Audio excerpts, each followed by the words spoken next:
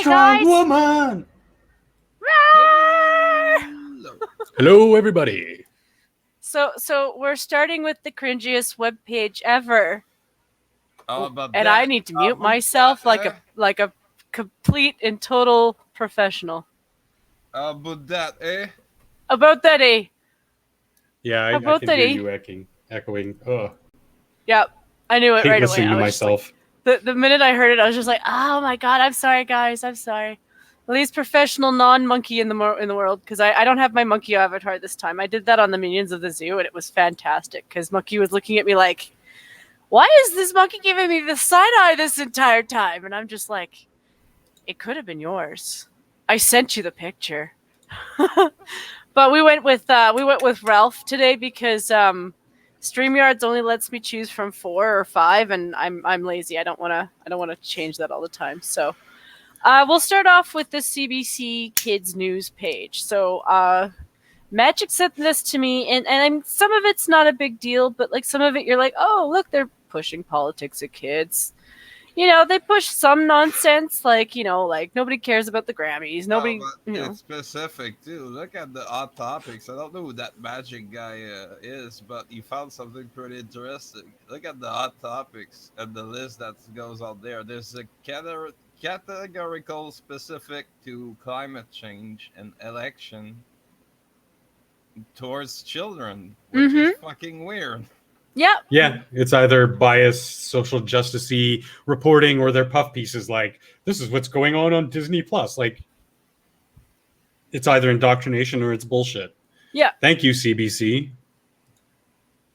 Your tax dollars hard at work promoting bullshit. Totally didn't get any extra of that under the hands. No. Did Hollywood really get Sonic right the second time? I don't know. I just know that he looks better, okay? Exactly like, or like, are the fans super happy? I don't know. Hey, Scotty. Is midget Hi, Scotty. a bad word? Is midget a bad word? No. Welcome to Canadian Cringe. This is what we do to our children. And you know what? The thing is half our kids look at this and they think we're retarded. Is going vegan really better for the environment? No. No. Go fuck yourself. You want to be vegan? Be vegan. Just shut up. Nobody cares. Yeah, pretty much. So did you guys have an article you wanted to start with, or did you want me to start in on something? Or? Well, and it related to what I'm sharing. But yeah, exactly, Scotty. And the scary part is that this is from our national broadcaster. It's not just, you know, The Root or some other bullshit online rag. It's from the CBC, which this is what I found in CBC Kids. R is for reparations. Young activists speaking their truth. Yeah, their truth, not the truth. And basically, they talk about how these stunning and brave bleeps from Canada want to tell you how bad slavery was and how the evil Canadian white man treated blacks up in Canada, even though this is pretty much where they fled to on the Underground Railroad to avoid fucking slavery and the insanely terrible conditions that were being forced upon them in the United States. But yeah, I guess it was, you know, the casual racism of the other, which isn't really racism. It's just the other. Yeah. And they want to tell you how black people in Canada weren't treated right. And it's just contrarian to what? African everywhere are not being treated right because they don't know how to treat themselves most of the time. And this is from like 10 and 12-year-olds who think that they have enough intelligence, experience, and wisdom in the world to tell you what a history is and what society should be. Yeah. And what we should do. Canadian. Maybe if they paid more attention in fucking school, or, you know, actually use the internet to better educate themselves, they would know that what they are espousing is complete bullshit. If they don't already and are just doing it to make a buck and to gain some notoriety. Canadians didn't have to go to Africa wearing a blue helmet and giving them food and can and fucking clothing. And saying, hey, yeah, Canada's a safe space for you people. And yes, I said you people, because this is a descriptive, specific group of people. This, you're right. It is BuzzFeed level bullshit, and it just like I wouldn't be so worked up over this if it wasn't for the fact that this is our national fucking broadcaster. Mm-hmm. This is paid with tax dollars. Yes, I wouldn't be at all surprised if it was used in schools too, opinionated Scotsmen, because they've done it before. They did it during my age group. I was the last year they installed TVs everywhere. Yeah. You know, they had like a daily program everyone had to watch. And like we in Alberta were like, why are they calling us Cowtown? We make more money than you do. And you know, it was just we mocked it most of the time. And we just saw it as like free time to just not paying attention at all. Screw around and have fun because you're still a kid. And yes, school is for learning, but it's also to develop social skills and interpersonal skills and learn how to what rules are and how to abide by them. And you know, ideally, school should be teaching you why you have to abide by them, for people's safety, for just, you know, being general nice people in society. But they don't. They'd rather, you know, have shit like this where we teach kids that no, white people bad, basically. I remember a time in high school when we had to watch hey, Jackie boy. We had to watch fucking Michael Moore documentary after that. It was the truth. Like, that fat fuck know anything about anything. And it's not out there to just make money. Yeah. And saying that Cuban has a equivalent healthcare to fucking Canada. So yeah, regarding the CBC for kids, it's mind-boggling that thing even exists. It's mind-boggling on multitude of front, because they're gonna use it not only to educate the children, but to make them evolve into politics from an early age. And that ties in with like the Jad Ming Singh of this world that want to lower the voting age, because the youngest believe in climate change. So, especially in the face of scientists, psychologists telling us that people are actually mentally becoming mature at a later age. And yes, it's as a general rule, as a generality, it's different between men and women. Sure, but men and women both are becoming more mentally mature later than their late teens. We're talking, you know, mid-20s now. People are becoming more mentally mature where they were just 2 generations ago. So why on earth would we want to lower the voting age when apparently emotional and intellectual maturity is coming later in life? Because, you know, obviously it comes from a more comfortable society, less need to, in general, protect yourself and be protected against things like nature and the environment, and more so just predators, like other human predators. We don't worry about, you know, wildlife as much anymore or anything like that. You know, we've become the dominant species for a reason, and it's created this comfort. Mm-hmm. Yeah, but the people what people don't get is that all that comfort can vanish away the millisecond. It just have to the economy has to crash, or some event has to happen, and we all are at the mercy of nature. Okay, again. Greta.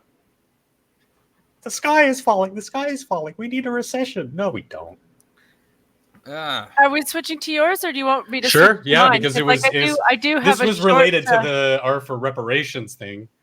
Okay, so we'll switch because I'm sure plenty of people have already seen the video. I'm not going to play it for any sort of copyright reasons, but I did want to touch on it. That some kids in Kentucky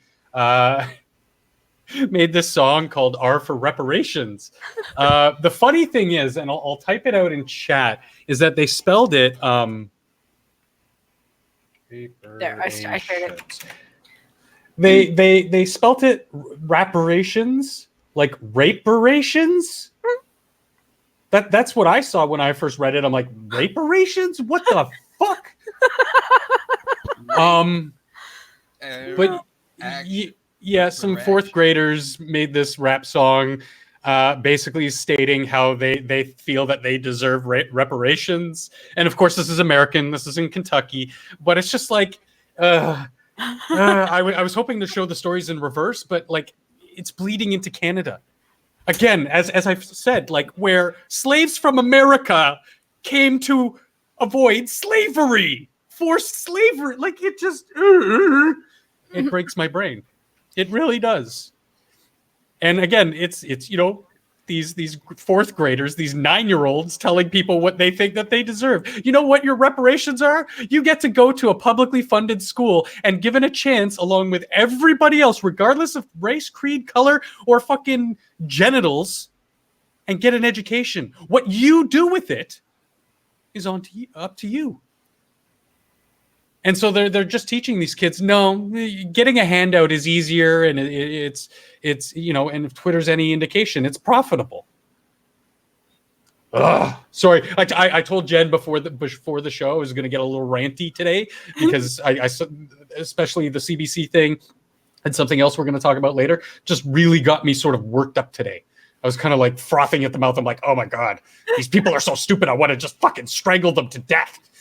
Then it's a good thing that the next one I start on with will be the Extinction Rebellion, because like that one will make you mad, but I think it'll make you mad and like I'm gonna laugh because it's no Extinction Rebellion and cults like that I can't help but laugh at, because it's just, how can you not laugh? It's like stupidity at a certain level. You're at the same time going, no, you're stupid, but at the same time you're kind of going, aw, Muffin. Do you need a book? Do you need an education? Do you need some logic in your life? I'm sorry, man, but I don't think they're gonna let you in on the Turtle Club. You don't look turtly enough. So this is the Victoria News. It's got the turtle underbite though. He certainly does, right? Okay, so this guy is Rex Murphy. Okay, so Rex Murphy is a radio host from Canada. Wasn't he part of the CBC once upon a time? Yep, he was one of their big broadcasters for a while. Yeah. But he's basically he does have a history where he's had money from oil companies before to bring them up more often in the news. So his hands, like, he's basically had that stain on him for like a really, really long time. So I'm not saying he's not innocent. Like, he's not innocent. He's not, like, you know, hold the oil companies to what they did, hold him to what he did. But he's been doing talks about what's been going on in Alberta because he still knows what he's talking about. Even if he had the exchange, sure. It doesn't mean that he didn't know what he was talking about. He just didn't tell the public that he'd been paid to advertise, you know? And that's a problem. You have to be honest in the news. Like, if you've been paid to bring something up, then you be honest about it. Be like, yeah, hey, you know what? These guys paid me to bring this up, and this is the information they gave me. So here you go. No problem with that. But if you're on the news, you can't do that. He's less of a journalist though, and more a commentator and author. So he's more of an opinions guy. So I mean, his show was on the CBC. Yeah. He was there for 21 years. But again, he was never a journalist. He never portrayed himself or called himself a journalist. He was a commentator, a presenter, an author. So, I mean, it's in that case, it's more of a gray area, I'd say. But yeah, I am a big fan of transparency and knowing who's giving who money, especially when you're in the limelight, when you're a personality and that personality is your brand. There should be transparency like any other product. Yeah. Like for me, as someone who isn't a product, you know, I don't have to divulge shit.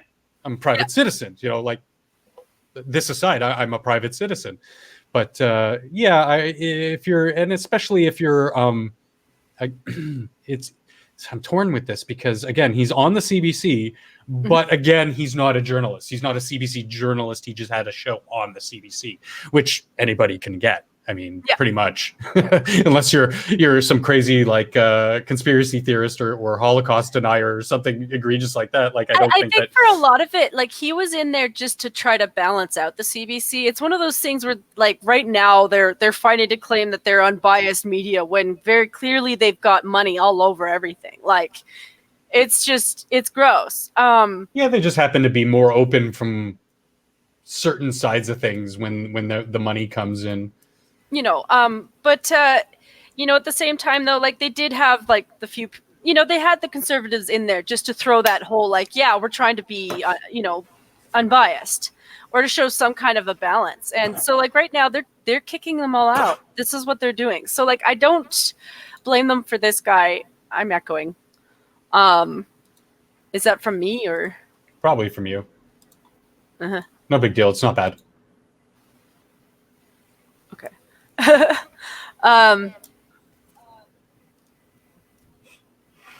Yeah, I mean, anyway, I don't have the I'll thickest head of hair. I'm not bald, but yeah, I do shave it, even though I do have hair, because I just like the texture.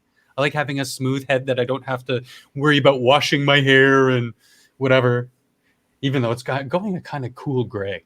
I'm super jealous of my oldest sister because of that, because she gets this, she's got that silver fox gray, that almost like shines in the light. She doesn't do anything to it. I told her she should never dye it because it is the most regal color of gray I think people can go.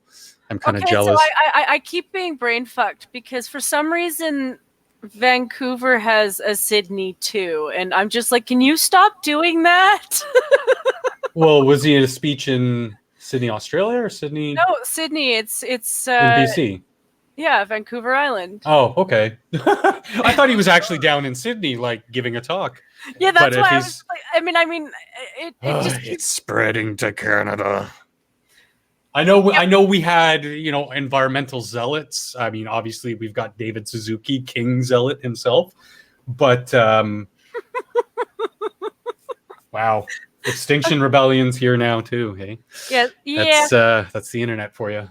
Yeah, so the 5 members of the Extinction Rebellion, I guess they just interrupted him. It's a lot of this is just, this person is half opinion piece, and you can tell by the end of it. So they're like, okay, so by the way of the background, they're blaming the Extinction Rebellion on the British-based environmental movement, which they probably are, but I don't doubt that they're connected to somebody else entirely.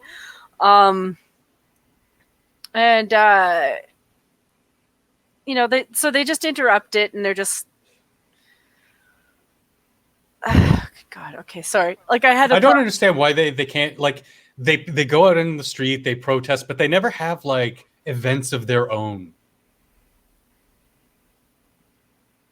Probably because they're communists.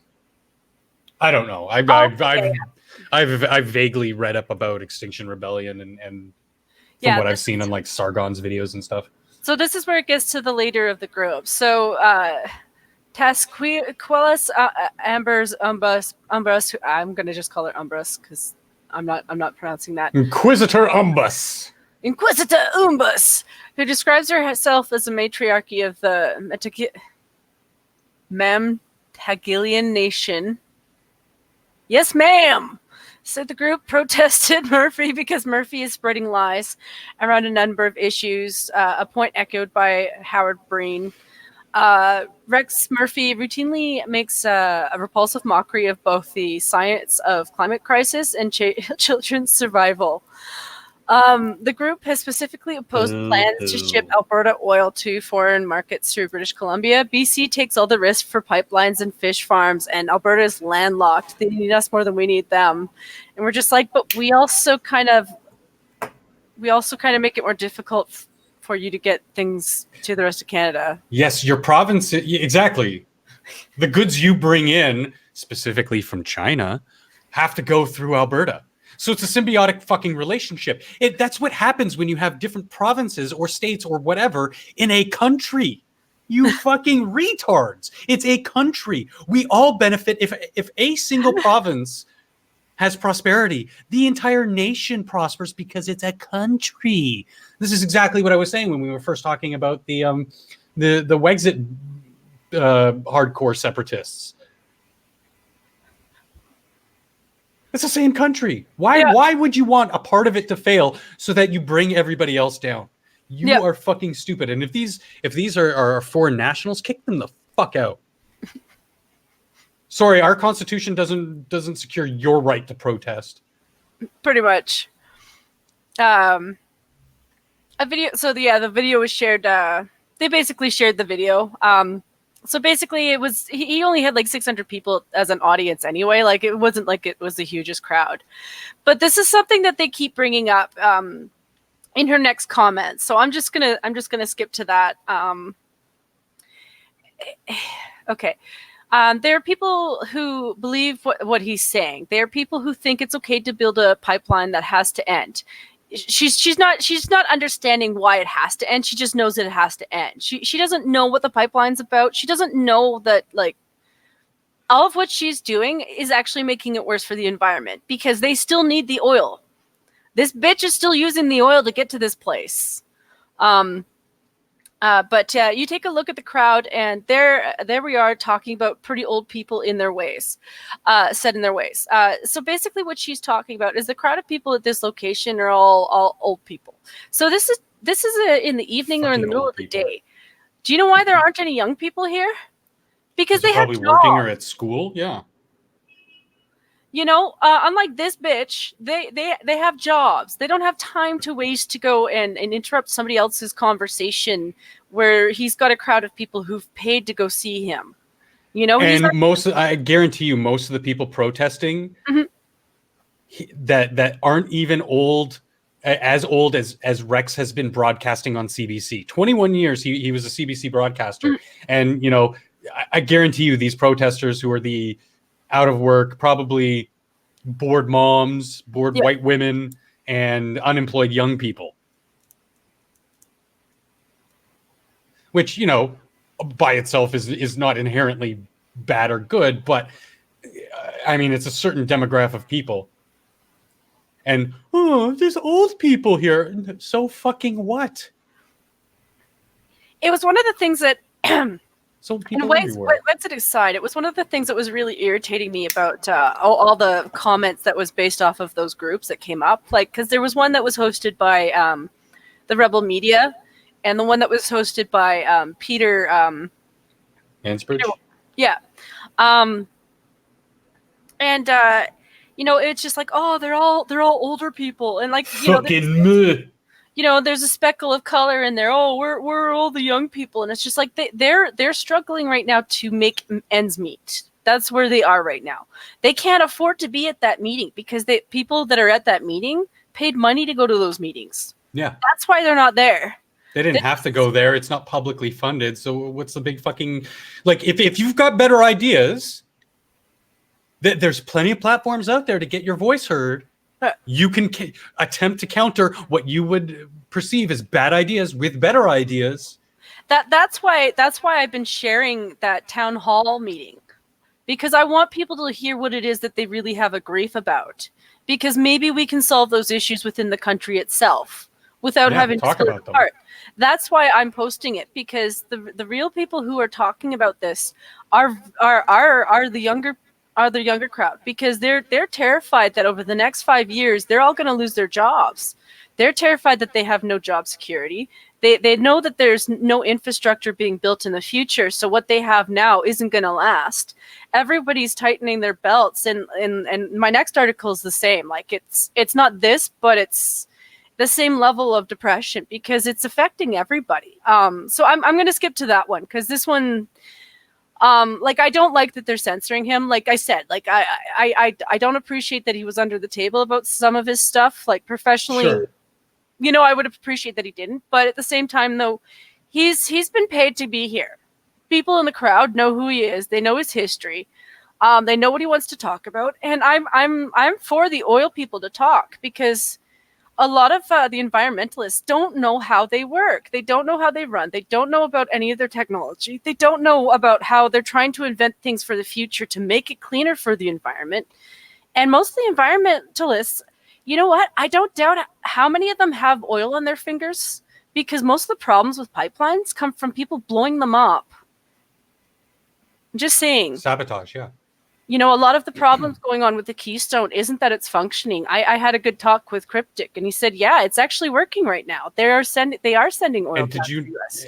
And it's probably not a well-known thing, but I have a friend who's a security guard at Hi, Sam. Hey, Sam. Nuclear power plant, and he says their number one security concern is a irate protester or anti-nuclear activist damaging the reactor. It's not from it's not from a catastrophic meltdown or anything would go wrong, but their number one concern, not saying that it happens often, but they're concerned. The thing that they're most concerned about when they punch in, when they get to work, is if some wacko is going to come and try to blow it up in the name of environmentalism or some stupid shit like that. I know that's anecdotal, but still, like, it's my only real insight into what goes on there. And yeah, I wouldn't put it past people to be that on edge about that in the oil fields as well, because that's your number one reason why some of this shit fails. So that's why I'm going to bring up this next article, and I'm going to run through this one real quick because it's a short, sad one because jobs are lost in the title. But what you're not looking at is the part where they tell you where the jobs are. So cooperative food distribution warehouse in Calgary, 1,000 positions evaporate. These are the guys that are the warehouse guys. So like that's not a small number before Christmas. And that's going to get worse. Like you're usually hiring people before Christmas. Did they say why? Okay, so several layoffs were announced, some tied to provincial budget cuts, such as the University of Calgary and the Calgary Board of Education, while other job losses unfolded in the private sector. What we have seen in this week is a whole bunch of things coming together at once. Interestingly, none of this is in the energy sector, but it is in other parts of the economy that are just as important, because they are. Like, little guys still sure, of course, yeah, pay their bills and they still pay their taxes. We all need to eat. You know, in a big economy like ours, these are not massive microeconomic numbers, but I am worried that it's a harbinger of a bigger trend, and it is. He's not wrong. Given the state, that might be a little bit hyperbolic, though, because all industries at some point or another, big industries do experience fluctuation, and sometimes there's growth and sometimes there's dips. Like I mean, like, I'd have to look at all the numbers and, you know, look at the data from like the last 10 years to see what the trends are. But I mean, I empathize with them. It sucks. Yeah. It ultimately does suck. Like, I would hate for anyone to lose their jobs, but I do understand that things do fluctuate, and it is weird, though, that I think the thing that you don't understand, though, is Nahid Nenshi is a creep, because he can sit here and say, like, you know, these big companies like Co-op are failing, and you know what he's doing is he's trying to beg for money for these guys. But this asshole has put in taxes that targeted the small businesses. So while he's sitting here crying about the 1,000 business jobs lost here, and I'm crying too, because that's a big number, you know, and I do think it is gonna, like, I don't think it's gonna be like horrible, but it's still gonna get bad.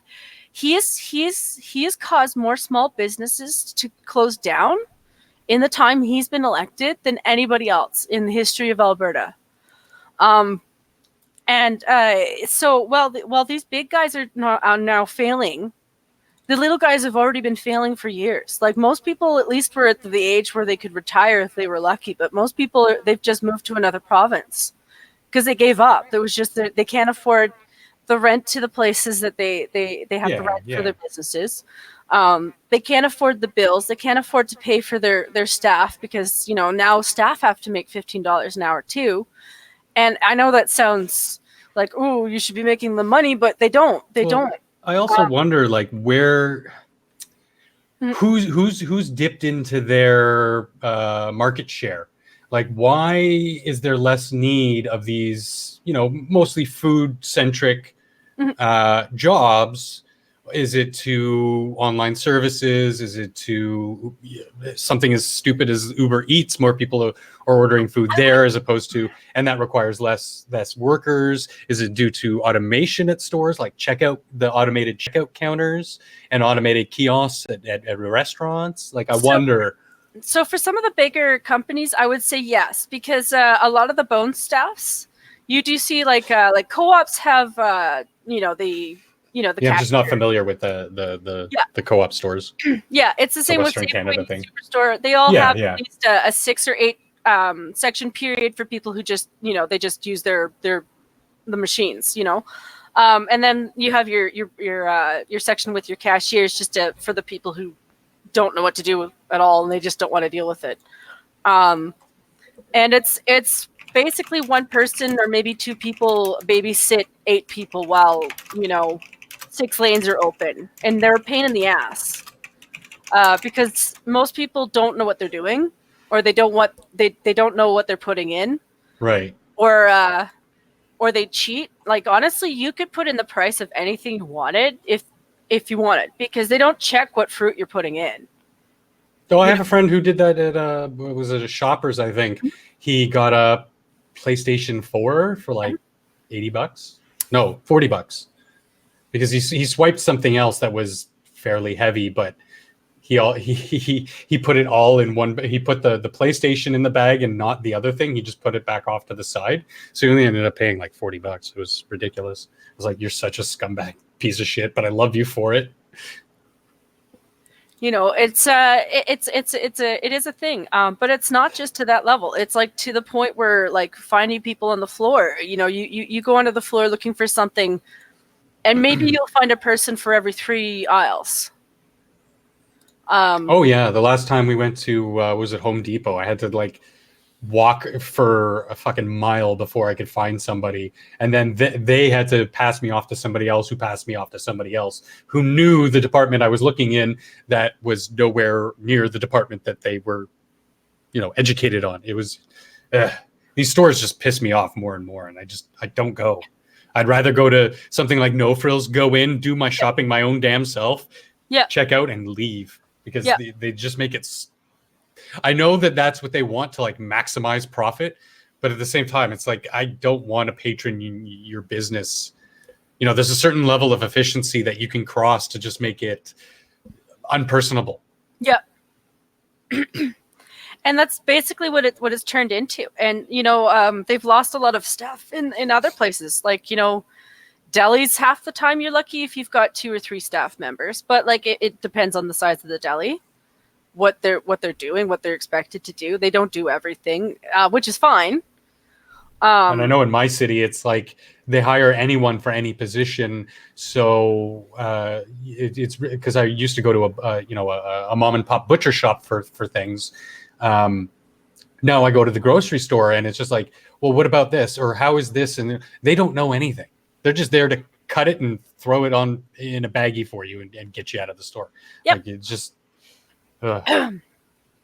It's really weird because like when I started, that was the thing that they pushed. Like, and I mean they do still do it. Like, the most you'll get is people who push samples. Right. Which is those great. are usually representatives of the company though, so that they will be informed to tell you about their product and answer questions. Your run of the mill. Again, we're using the grocery store analogy, but it could be anything. It could be Best Buy, whatever. Typically, they don't know what they're selling and they don't know about the product. I understand your average shelf stalker, busboy, whatever. They're not going to know everything because it's not really their business. But the people who are representative of that section, because everything is individual sections, should have some, base knowledge of what they're dealing with the product wise. We were trained like that. I think that's the thing that's so weird is we were trained like that. Like, we had to try everything at least once, like, and we could get away with that every once in a while. Like, my boss would just ask them like, hey, we encourage our staff to know what your product is about so that we can push your product more. And they love that. They love that. That's one good thing that actually Best Buy does here in Canada is that they hire a single Apple employee to be in their Apple section. I thought that, so at least the person knows and is trained on that specific product. I don't like Apple. I don't like them as a company, but at least that's, something good. It's just it's another one of those things where, like, a lot of times corporations and I would say this for the last franchise, like, I think they got greedy and they forgot that, like, to make money, sometimes you have to spend money. And I know I sound greedy saying that, but they had cut our hours so much that basic work wasn't doable anymore. And so we weren't getting the work done. We weren't getting our tasks done. We were focused more on helping customers try to find the products that we could get on the shelf because we didn't have time to fill most of the shelves. Yeah. And it was like I said, Sam, it's just money, bottom line. And like you're saying, that's how, that's what they want. They want people making minimum hours.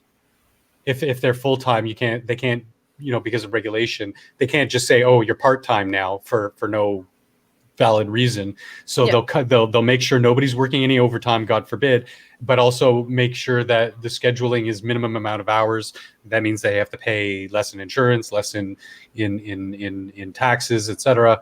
So that translates to less money at the employee end, and then that means that's less money going back out into other industry in the rest of the world and society.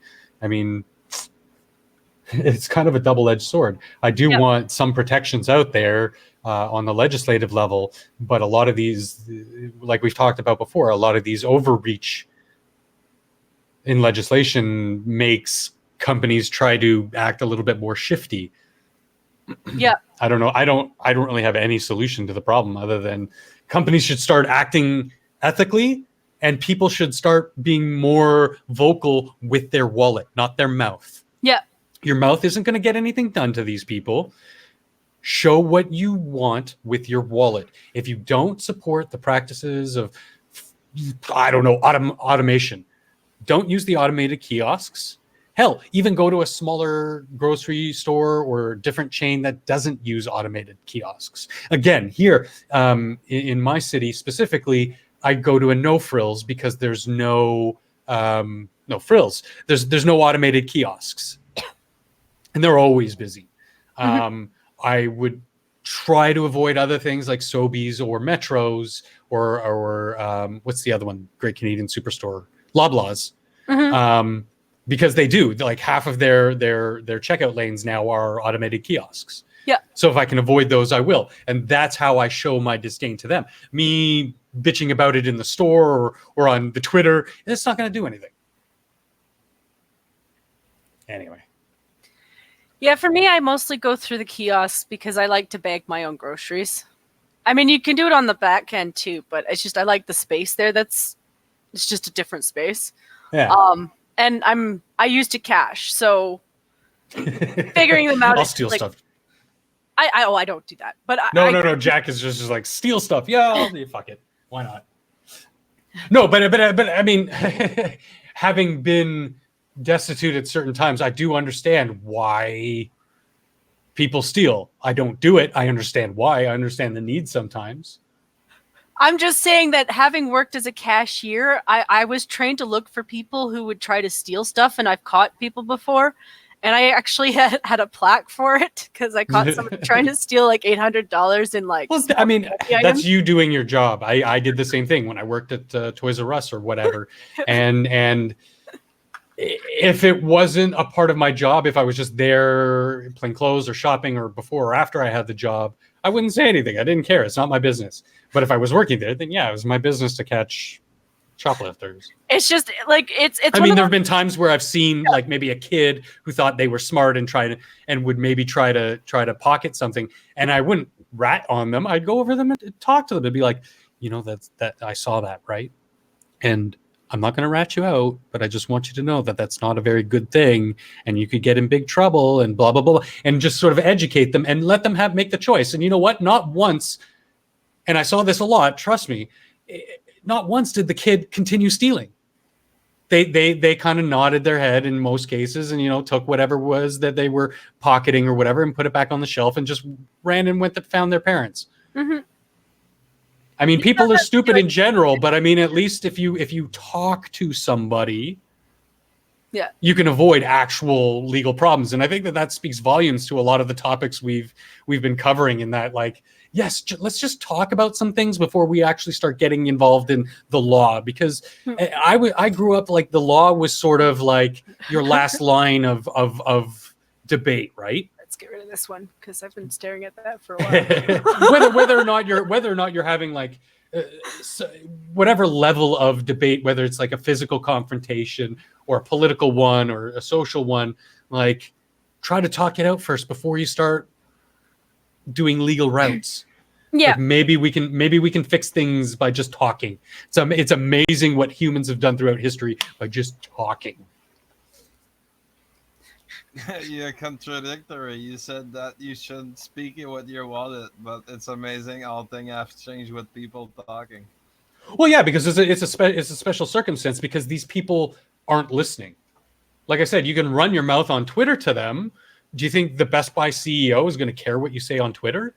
No, but if the Best Buy CEO sees that profits are down or projected to go down because of something that they did and was covered in the news and people caught on, and then you decided, well, no, I'm not going to patron them anymore, then yeah, I mean, that's just a form of communication. You got the opposite happening, though. Let's say business is like a no pollution groceries, right? So you have to bring your own bag and shit, and that fails horribly. They could make it. They could make an article about how people are all big polluters, and that's why they don't buy for that store, and that's why we did go under. Mm-hmm. And that's what I'm saying, Owen. This is what happened recently with the Charlie Angels movie. Don't know if you yeah, it's the same shit that happened with the Ghostbuster movie too.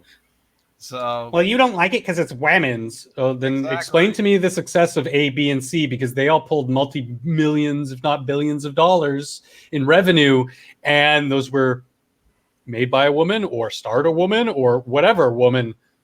But my point was that It's the fake outrage. It's happening in the reverse. It guilt shame people into doing stuff. At least they try. Yeah, but again, we can combat that with better speech and educating people on what the facts are, and then make up our minds, as a society, what's good, what's bad, etc. I hate using such subjective terms, but I also have to bring out the position that corporation takes on one and another, and half of the shit that are on the shelf have some pro like, let's say Gillette. You got the huge advertisement going for, like, oh, my first transgender beer or some bullshit, right. And you have Burger demonizing King. Men and boys will be boys. Yeah. But there was a backlash on social media, but they didn't care until they actually reported that they had a third profit loss. Like, that's massive. And that's what I was speaking to, of people saying, well, okay, if you're going to act like an asshole and demonize your own base and your own customers, well, then I'm not going to buy your product. And, speaking with their wallet, because they didn't listen on social media. Well, they try, I mean, these companies, they want to tell you what's good. What's the weird part about it? It's definitely going at the loss. Why would you attack in the first place a part of your audience? Let's say even Burger King did this with their fucking chicken McNugget or whatever. The female chicken fries. Yeah, exactly. But that was too much overtly as a political stunt. It wasn't a genuine thing, if that makes sense. That was just them making, oh, look, women do pay more because of the pink tax. No, you idiot. Nobody was buying that shit. So yeah, well, Burger King is a failure to begin with. They'll never compete. See, you know what? You know what? I think a lot of these bitches need to learn what happiness is. Happiness is having a new channel, forgetting to shill your shit, and realizing that 7 people are still watching you that aren't legit people in your stream. Thank you guys for coming and watching me. Hey, Yeah, happiness is being satisfied. right? That's a basic level. Little things can make you really happy, and that makes me really happy. We like our little and growing audience. I think last week we had 8 people. Today we have 10 people total. So that I'm watching the stream too. Inflate my own numbers by 1. It's all good. Oh, you fake news. So we talked about this before. Quebec was on the cusp of being out of propane. Oh my god.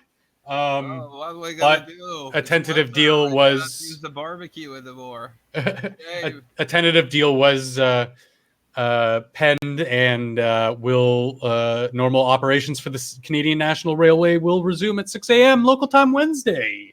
So hooray, hooray! The Quebecers aren't going to freeze in their little. What do you guys live in? Mud huts? We live in actual igloos. Oh, I'll let you know. We are from the north, after all. Yeah, you are more north than I am. Moose, too. Moose. So yeah, I just wanted to bring up that Quebec isn't going to freeze. Building our bridge. But yeah. No details yet. It's getting low, but it doesn't matter. It's all electrical here. So. But we're already on what? I took it away. I took it away because we're on the whammons thing. We're on the whammons kick right now, and if you want to bring that up. Oh, I got a good one on that topic apparently. Too. Well, I wanted to talk. You go first. I'll go afterward. Okay. Okay. So, and then after as you magic, anyone I'll go. who's, I know my co-hosts don't give a shit about Star Wars. I do, goddammit. And there was this whole not enough whammons in The Mandalorian, which is kind of bullshit. A lot of people are talking about somebody who shouldn't be named, but I'll name her anyway, Anita Sarkeesian, who really should just fade off to obscurity. I don't know why. Like, I even feel bad saying her name because it's even though we have 7 people watching, it's still exposing those people. Like, it's like that episode of The Simpsons. Don't watch the monsters. Don't watch the monsters. And then they'll just go away. Thing. Don't say it. Don't bring it or something. But they're saying... But of course, they're playing the victim card and saying the feminist critics are facing waves of online harassment. Won't somebody please think of the women's? But no, they're not facing harassment. They're facing facts, which I guess in today's day is harassment to these, well, let's call it what it is, stupid people. Because not only in later episodes, there's a character... I don't know if anybody watched Game of Thrones, but there's the wildling girl who gets taken into the Stark family, Asha. She's playing a Twi'lek female in the series. She hasn't been revealed yet, but she's in the series and she's a major character. And another one of the major characters is a woman. She's the matriarch of the fucking Mandalorian clan that the main character is from. She's his fucking boss. And she has a lot. She actually, in I think the second episode, says more than the main character does through 3 episodes. This is the kind of stuff that they bring up as facts, and they go, "Oh, that's just harassment. You're harassing me because I'm a women's." And you know what? The showrunner, the writer, Jon Favreau, the director, is a woman. She's a Chinese woman who has outright said, I don't want people to think of me as a woman director or as a Chinese director, but as a fucking director, because that's what I deserve to be acknowledged as. That's so awesome. Even she, the front runner of this show, that's wonderfully acclaimed and with good reason. Oh my God, I could gush about this show for fucking next 2 hours. Is saying this narrative is bullshit. I'm out of the loop there. What's a Mandalorian? I mean, it's a man that travels in time, like the DeLorean. No. Back to the Future. Have you seen the original Star Wars trilogy? Yeah.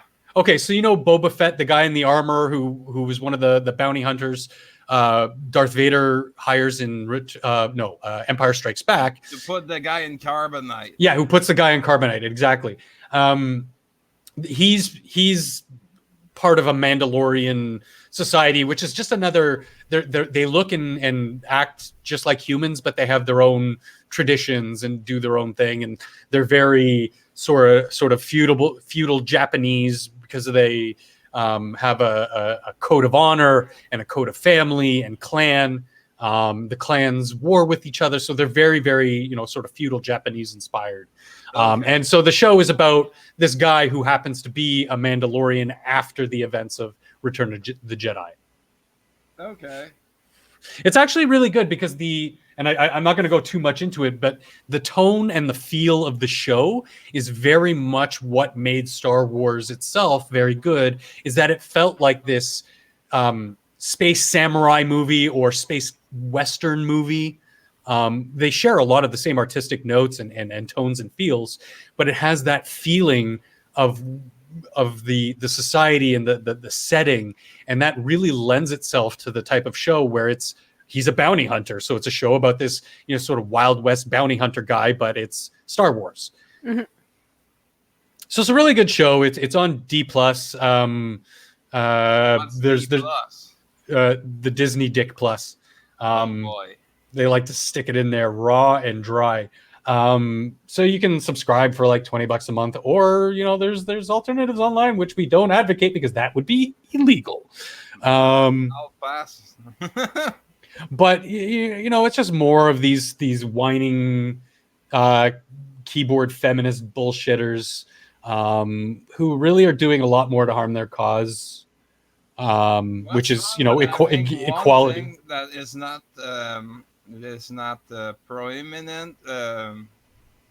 prominent towards women. That's not like based to advocate for women. Can we have those? Can we have one show that is not like totally pandering to women? And I'll give Anita this, because this is exactly what I was just saying.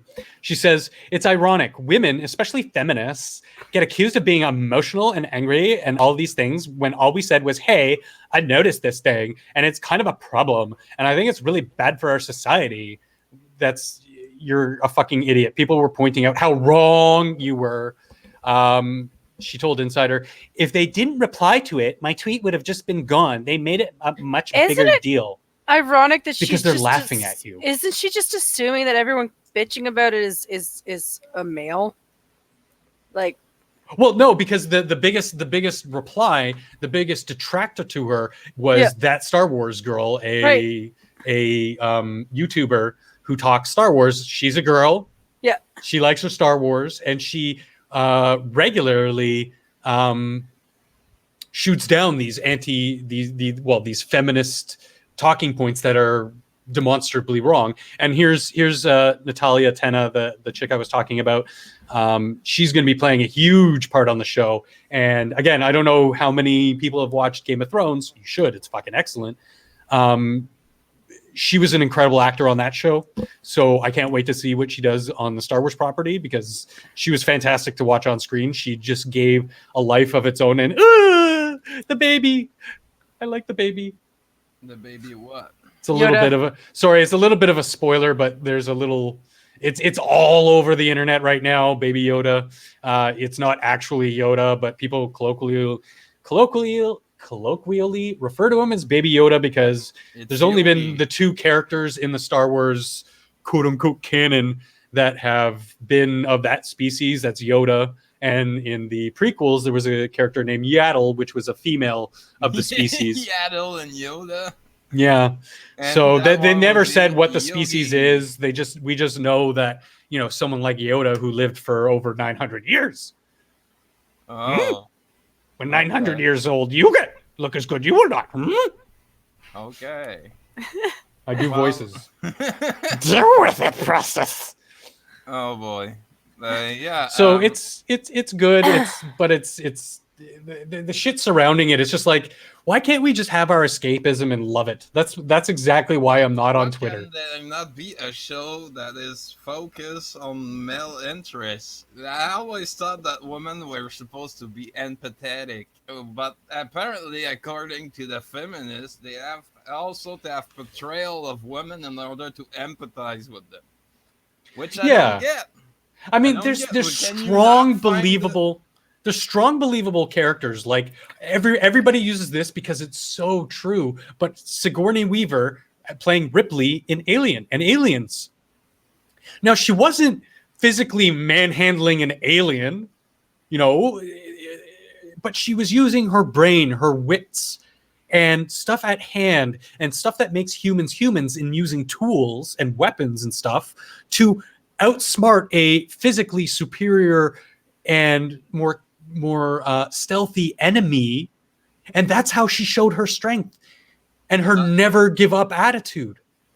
And yet still showed that she was a woman and that she had maternal instincts and feelings. Even if you took like the most like basic like manly thing, I don't know, Rambo: The First Blood, the first movie in the Rambo series, that shit is like dramatic as fuck. And why women don't empathize with that situation? Does there needs to be a Rambette or whatever, the female of a Rambo, in order for female to sympathize? I don't think so. Anyway, did you have an article you wanted to share? Well, it's in French, but just stick to the photo. I'll explain it to you. Sure. If you just want to share it with me, or I'm gonna post it. Yeah. I'm gonna post it there. Quickly bring mine up. It's just going to be 2 seconds while he gets his. Okay. Because that was released from the Game of Thrones Twitter. A friend of mine sent me that, and I was just like, yes, please. Winter is coming. Game of Thrones, please. Okay. It's a good show. Ending kind of sucked, but you win some, you lose some, and with feminists like Arnita ruining or attempting to ruin our escapism every day, the best you can do is just remain optimistic and watch it. If it sucks, it sucks. If it doesn't, it doesn't. Don't buy the hype either way. One way or another, don't buy that hype. Negative hype, good hype. So I'm getting this option to translate this page, and I'm really tempted to say yes. Do it. Do as you wish. Just do it. It'll come out like pigeon. Okay. The people. Oh gosh. Oh, you know what? I want to see if it compares. So I'm going to share my screen. Is there anything like talking in there? Like, do I need audio? No. It's just a picture. What's going on in Frenchy Town? Oh, you're gonna laugh. Right. It's hysterical. Obligatory vasectomy. Wait. I thought it was my body, my choice. Why did the Women's Federation insanity behind this? Okay, the person who made that comment is the president of the FFQ, which is the Federation of Women of Quebec. Like, it's like the feminist brand of Quebec, if you will, the official one, the one that in power, if you will. Brain. Okay. And you know what? You know what else? Yeah, she can suck Deezy in. No. You know what else? It's a transgender at the end who made that comment. Sorry, it. I don't care how badly you mutilated your body. I really don't care. You don't get to tell me. Oh man, it's hysterical. It's a transgender at the head of the feminist foundation of Quebec, and she's advocating for vasectomy at 18 years old. Now she tried to divert and say, "Oh, it was to bring attention to other issues like the woman abortion debate is now bringed up once again regarding our laws on abortion. We don't have any. Like late-term abortion are legal in Canada. Yeah. You're allowed to kill people as long as they're still in the womb. So yeah, I just wanted to put that as an aside because it's so funny to me. It's the level of insanity. When I say that I live in Zombieland, that's the kind of shit I'm talking about. My life is an entire. No. Fraternity Week should rather be a moment when we reflect on the difficulties that many men have often overlooked in fully assuming their paternity. Men in distress who, as we know, are struggling to externalize their suffering. No, the president of the FFQ decides to launch this grotesque proposal in many ways frightening. Like, not sure if I'm understanding what they're writing or. Well, it's just. I'm picturing men who think they're pregnant. That's what you get when you translate an article, eh? We should just send her. We should just send her. It doesn't matter for how long, because as soon as she gets there, bad things are going to happen. But we should send her to a very devout Muslim country and see how long she lasts. Anyway, I just wanted to put that as an aside because we were talking about women, and there's like a tranny trying to apply vasectomy at 18 years old. No, that was funny. That was well worth it. Yeah. Look at the last line in the article. Oh shit. Thank you for sparing us your digatory comment that Gabrielle Bouchard is a transgender person. Well, I just did. Sorry. Not sorry. Oh my god. Okay, so I'm going to share my next one, which is Daily Mail, which is always like, what? But it's not to do with Canada, so it's a little bit of fun. And then I'll go back to you,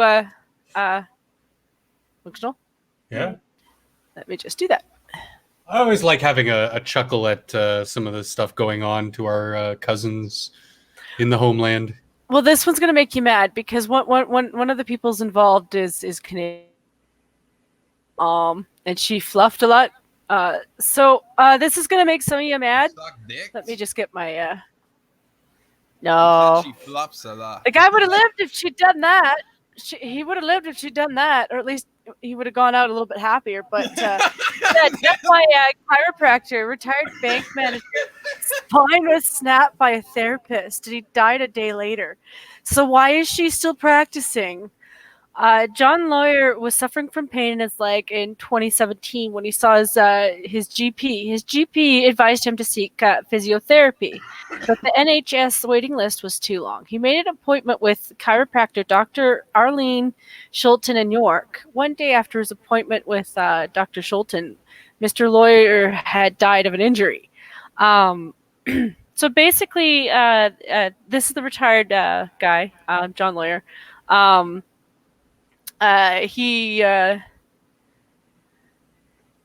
He's in his 80s, so he's 79. He was 79 when he irritated. He had his wound in his leg, and basically,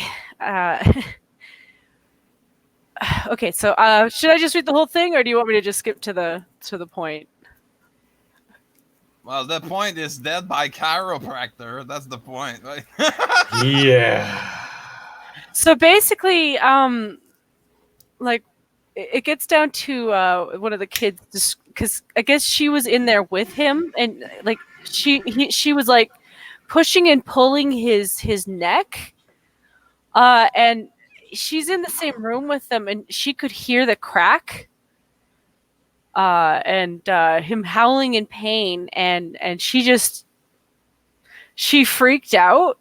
Called for paramedics, and then told them she thought he was suffering from a heart attack. So let me get to that, because I think clearly she doesn't know shit. So how her fucking diagnosis is obviously going to be wrong. Well, entirely. Like, this is one of those things with like a lot of chiropractors. Like, if you're going to one that's a professional and knows what they're doing, they're going to ask you for your medical history. They're going to ask you for your medical. Yeah, mine. When I was going to him, like, I had to get an okay from my physician. like ones that are responsible about it. The only thing is, like, I don't know if you guys have ever been, maybe it's just not for everyone, but I didn't really enjoy it. It didn't make me really ultimately better, so I stopped. But some of the shit they do is pretty aggressive on your body.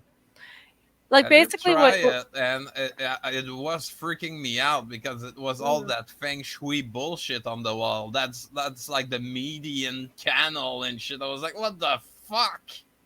That's not medical science. That's just like oogie boogie new age stuff. Yeah. That's basically what she described here. Like, what she was doing on his back looked like it would have worked with maybe somebody in their 30s or something, and even then that might have been too aggressive. But for like an 80-year-old, like, but it wasn't the NHS arms killer. This is because the waiting long was too long for what I would assume would be a perfectly accredited physiotherapist, and he decided to instead go a private route and go to a private chiropractor. That's such a shame. Really, it is, because again, the chiropractor I went to was my brother-in-law, and he's fantastic, and he covers all the bases when he's treating someone who may be infirm. Anybody, it doesn't matter. Even if you look like and are of perfect health for most reasons, he wants a full medical assessment done, X-rays, like all these proper tests to make sure that you're in good health or good enough health to receive treatment, and then start off very progressively and then do his own assessments. So I can imagine that those types of chiropractors are the good ones, but these ones that just, I don't know, I see so many of them. I've done a lot of advertisement work for some of them that I had the feeling that were just not so on the level. Yeah. Yeah, it was also the fact that she lied about it. Like, she should have said something. She should have just owned up to it, because he probably, they would have treated him differently, especially with the neck injury. Like, they can save you from death from a neck injury, It might not have she wasn't upfront about anything. No, she lied about everything. Like, she should have her license removed. But I guess she should have her practice put on hold while there's a proper investigation done, because I fail to see how anybody who would be trained in that manner in dealing with the body could knowingly look past something like that.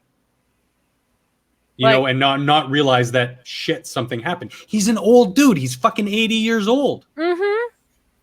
And you're cracking his back using the drop table. Something cracks and you think it's a heart attack? Get the fuck out of here. Like, that's why I posted this one, because it was like it was angry, like, yeah, this is why this is one of those things that my dad taught me early in life, because he's gone to a chiropractor for a really long time, but like, he's always gone to the same guy for a reason. Because he's got his whole back in history, like, any updates, like anything new to his skeleton, anything that's gone on, he knows everything that's happened.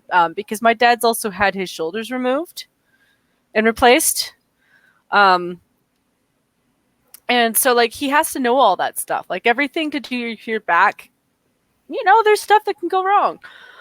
But that's the thing, Sam. Like I said, I've been to a chiro before. It worked when I was healthy. Didn't work when I was injured. But I also looked into the history of it, and I didn't like what I read. So I delved a little bit more into, okay, now I learned the history. Let's see what's in common practice. I touched base with my brother-in-law and had him educate me on modern practices and why it's changed over the years and why it actually does work. So I mean, like, it's hard to say in the UK's case. I know here you do have to have medical accreditation. I think you need to take the first, 3-4 years of med school to even practice as a chiropractor. So you do have to learn the basics. especially with such an important, like, I mean, the back is, it's just the whole idea of it cringes me. I just feel so bad for them. When I was going and I was healthy, like I felt like $1 million until like, you know, I went weekly. So every Wednesday I would go, and, you know, I was a chef at the time. So I'm using my spine a lot and using my joints a lot. And it was sort of like a rejuvenation sort of upkeep for my body to sort of stretch me out, make sure the joints are rotating properly, etc. And it, you know, I felt like $1 million until my next appointment. And then, you know, the day before, or maybe 2 days before, depending on how much I worked, I'd, you know, feel it, but then I'd go have my checkup, my upkeep, and it worked. But actually having an injury, it stopped working for me, and actually just I could feel that maybe this wasn't for me. And yeah, my doctor agreed until we could find out more. But man, it's such a shame, because again, like, he's 80 years old. Yep. Yeah. I mean, that would have been the first thought in my head. Like, especially when you're, you know, maybe she didn't think she had that much strength in her or something. I don't know. But like, well, look at the picture of him. He's a fucking twig. I know. Look at him. Yeah. Like, Elowen could snap him in two. She gives really good strong back massages. But she could snap that guy in two. Jesus Christ.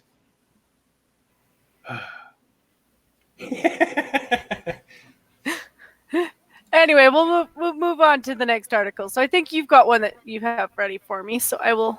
Oh yeah, let's go back to the whammons, because, you know, we all love whammons, but no, we love women, but we hate the whammons.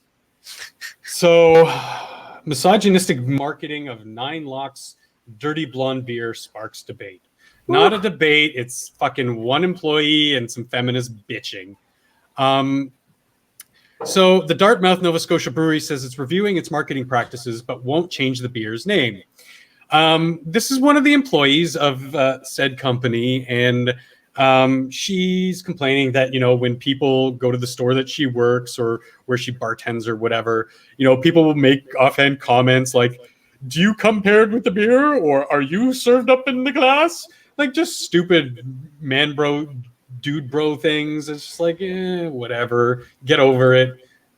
I get everybody gets those. Well, most people get those kinds of comments, and it's whatever. Not to mention, she complains the fact that it's called dirty blonde when she says she, you know, like, identifies as a dirty blonde. Look at her roots. She's not a natural blonde. She's a brunette who dyes her hair blonde. If you're sick of the comments of the reaction of dirty blonde beer and your quote unquote dirty blonde hair, you don't have to dye it. Or you can just grow up and grow a pair and just be like, yeah, whatever. You think bartenders around the world don't get drunk guys hitting on them all the time? Why do you think they make the big bucks? Why do you think you probably make the big bucks in your company? Not saying, you know, you make CEO money, but you probably do fairly well. She's a decent looking girl. She's just missing a few colors there. That's all. You know, their ad off, but you're just missing a few colors. Their ads are actually kind of fun. Blondes have more fun. Or there's another one that says, "Everybody loves a dirty blonde from Dartmouth. We'd like you to meet another blonde from Dartmouth." Like, I mean, it's just fun, double entendre, play on words. Mm-hmm. It's a blonde beer, and that's what they're referring to, but they're using the colloquial terms of blondes have more fun to make interesting, fun advertising, cheeky advertising. Yeah. So they're getting their panties in a twist over nothing, and especially this chick who, she's lucky we have certain legislation in place that wouldn't get her fired. But if you were in the States, bitch, this wouldn't be covered under freedom of speech. This would be under the cover of you bad-mouthing your company, and you would have gotten fired. So, I mean, certain people want to talk about it, and don't remember what the acronym stands for, but C-bands.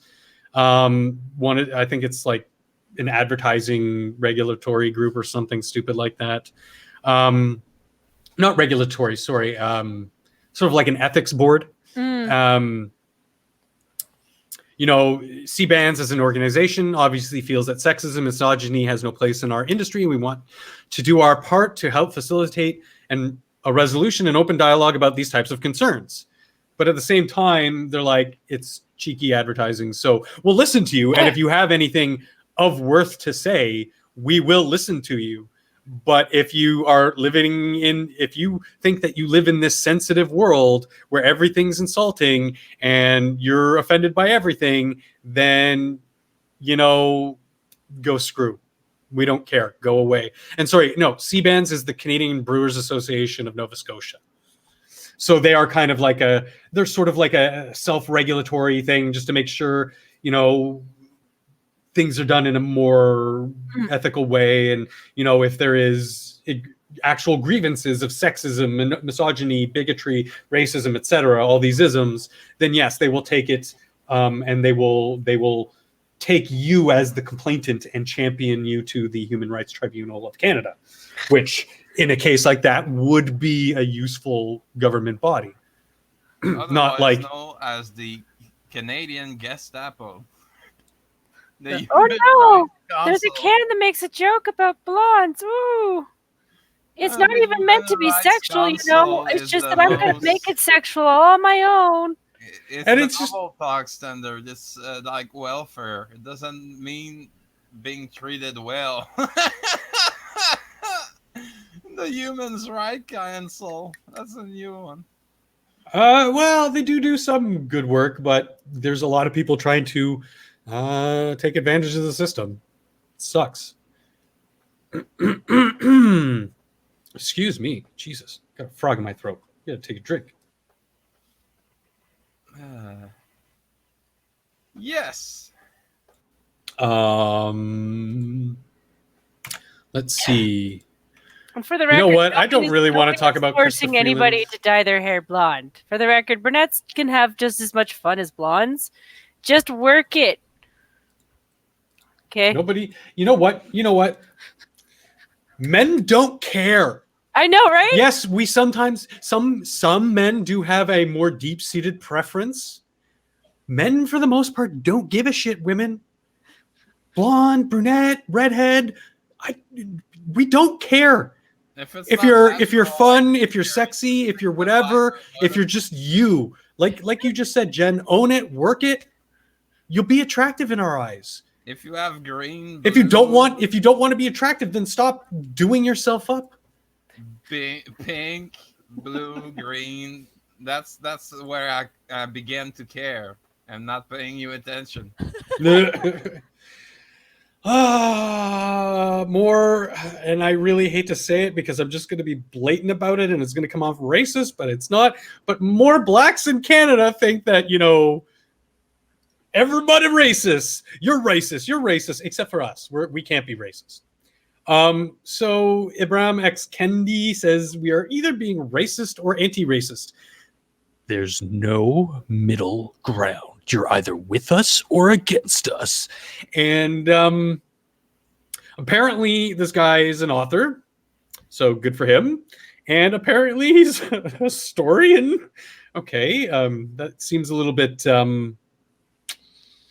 contradictory because he talks about how there are 3 major lethal weapons to human existence: climate change, nuclear war, and a third, you guessed it, guys, racism. Racism is going to end the world. Well, it did for, Cro-Magnon man.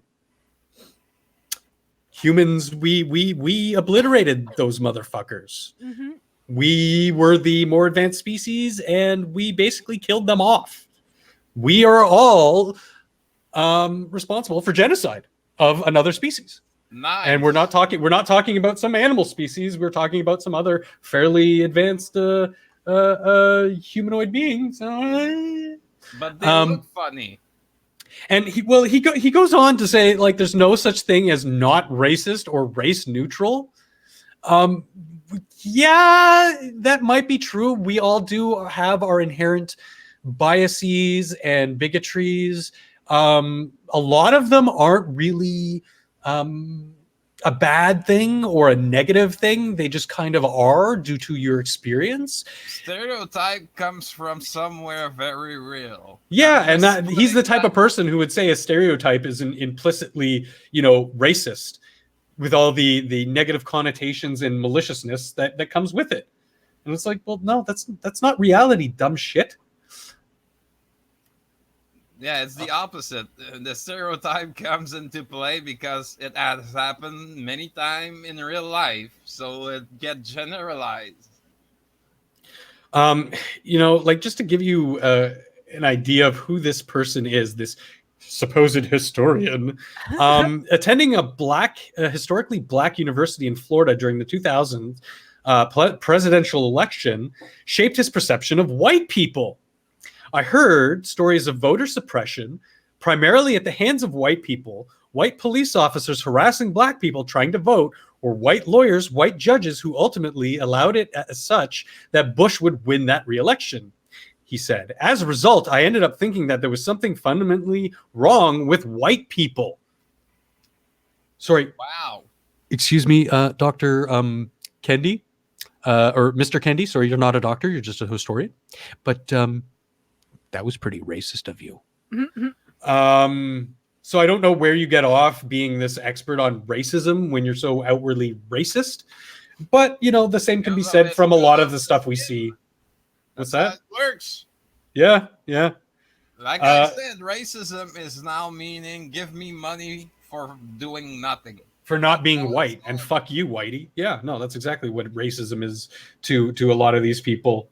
But I'm going to continue to use it how it's what it actually means in the English lexicon, and that is that someone like this who deems an entire group of people based on ethnic characteristics treats them differently and with some form of maybe on the most benefit of the doubt, with some form of prejudice to the outright hating of that group of people because of their said ethnicity or race or whatever. Well, quite frankly, was it racist before beginning starting to becoming one? Yeah. So, It's like, even he said, even in this article, multiply. It's like the inverse happening. It's like they try to erase racism, but they don't stop pointing that shit out. And at some point, it's just doing the inverse for me. It's like, give me money, racism. Give me money, racism. Like, fuck you. Yeah. So, I mean, like, it's a really long interview with this douchebag. I mean, they outright ask him, let us be specific then. What exactly is your definition of racism? I define racism as a powerful collection of racist policies that lead to racial inequity and are substantiated by racist ideas. Just really quick, let's break down even that first sentence.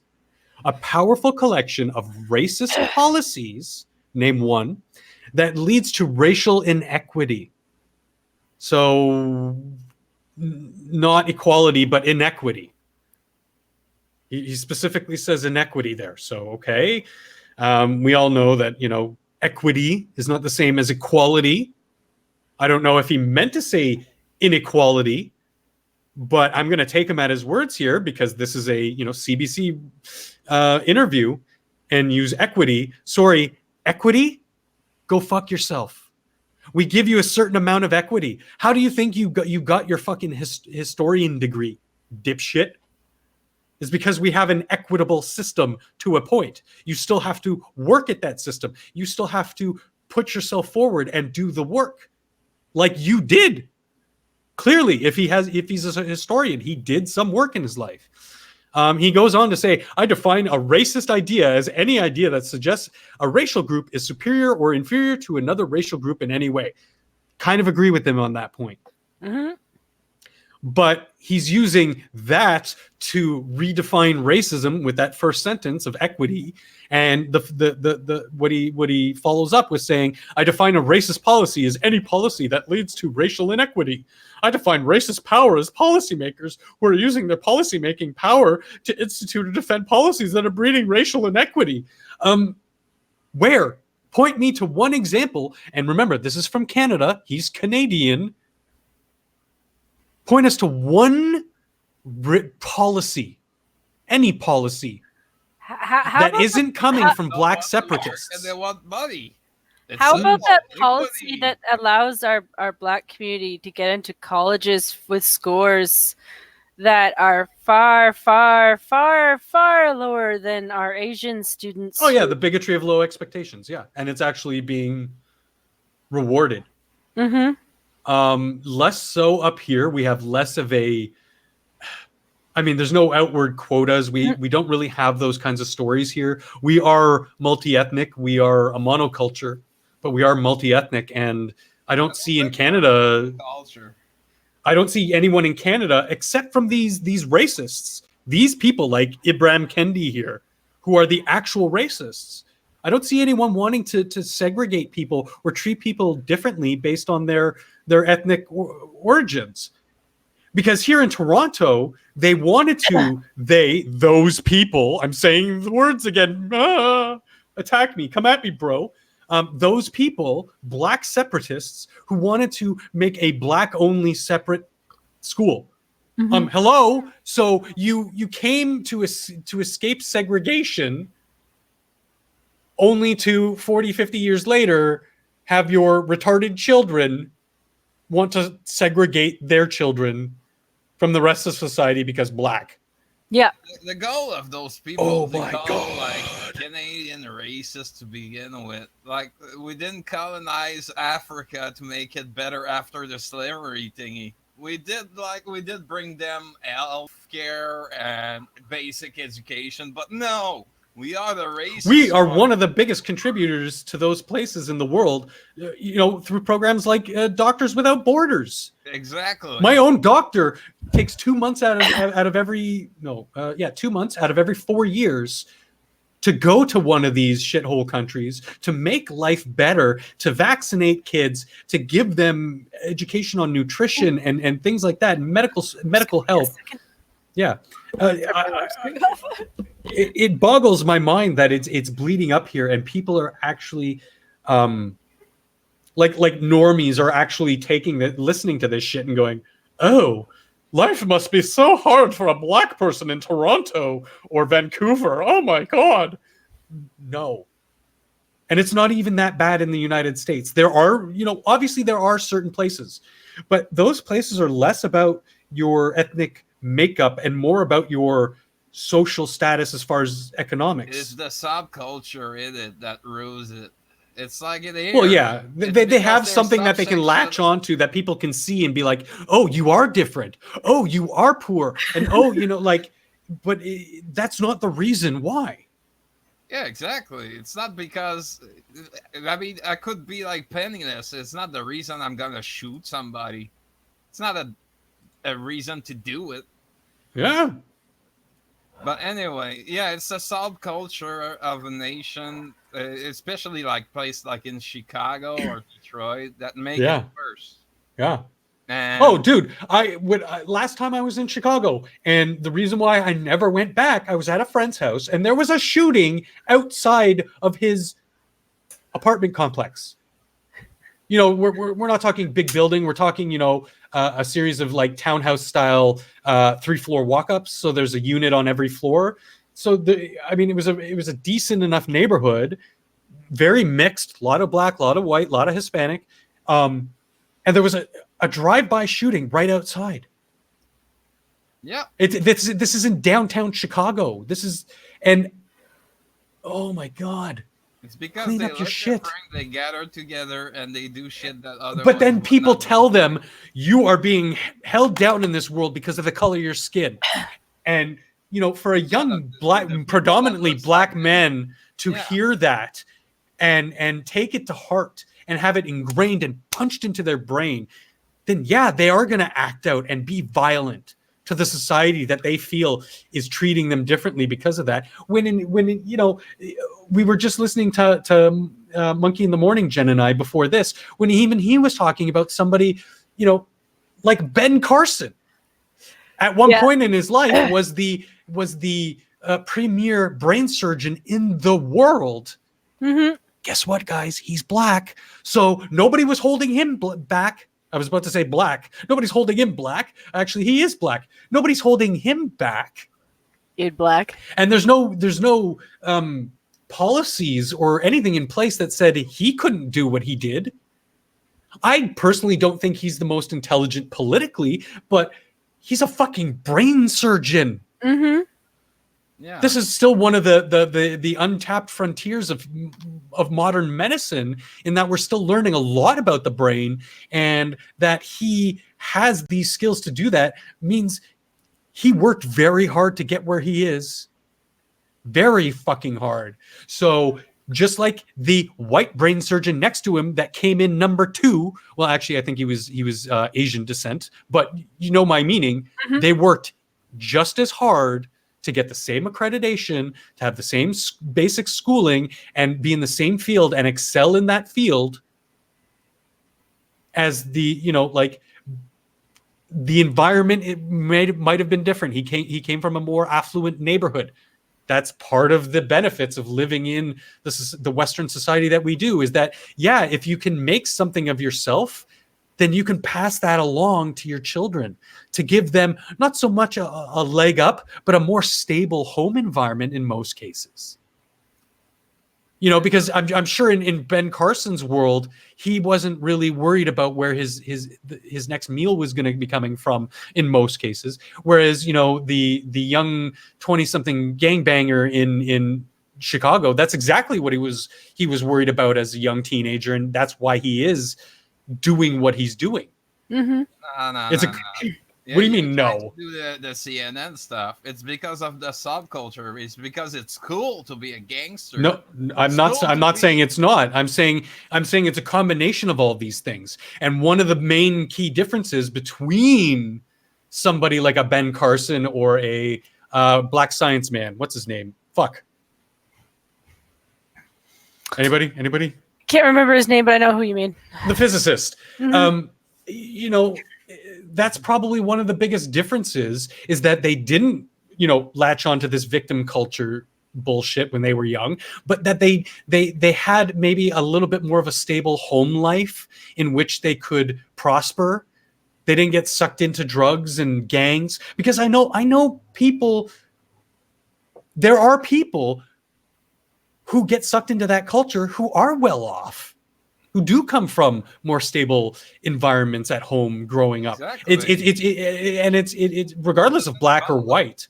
But when you're in a black pit, and I don't mean that ethnically, I mean that like metaphorically, a dark place like downtown Chicago, with poor people, with lower incomes, with bad home lives, with being indoctrinated into this victimhood culture and this violent, gangbanger culture. Well, what do you expect to come out of there?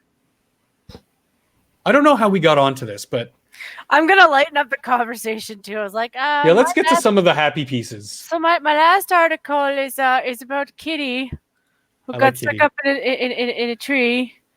Well, I say kitty, but it's actually a cougar. Regretful of its decision, a cougar gets stuck up a tree in Cochrane wolf dog enclosure. So there's the cat, and you could see he just looks rather miserable. He's like, what the fuck? Where did I climb into? Yeah, so I guess for the employees at the Yamnuska, this is totally Canada, Wolf Dog Sanctuary in Cochrane, brought up an unexpected feline guest. So I guess he got in at about 2 p.m. And thank you, DeGrasse Tyson. Yeah, 30 to 40 feet up in a spruce tree. He had just had him perched up in the trees branches so he could kind of see what was happening. And They think he was high up enough that he felt safe, that nothing could get him up there. Yeah, that's basically, he's just hiding in a tree. And so I got to address Chad. They made some comments on what I was talking about. Yeah, exactly. Denzel, Morgan Freeman. Detroit is another example. Dick Tran, you're perfectly right. And yeah, Elvin, that is one of the biggest contributors, and it seems that way from what we are understanding from the data, because the data does present that predominantly lack of a father figure, predominantly lower on the economic totem pole. Obviously, all these things contribute. A lot of the reason why they're separate families and why they're in single parent households are because economics statistically are one of the biggest reasons for a couple to split up. The stress and strain of economics is just sometimes too much to get through for some people. So sorry we had to go back on that. Just chat. No, that's fine. I feel bad. I'm laughing at the picture of this.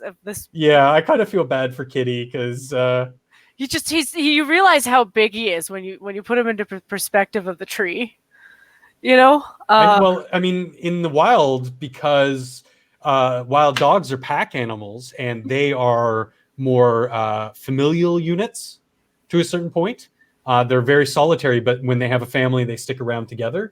So for the most part, they're wary of dogs because where there's one, there could be the rest of the pack. Yeah. So that's why I feel so sorry for Kitty.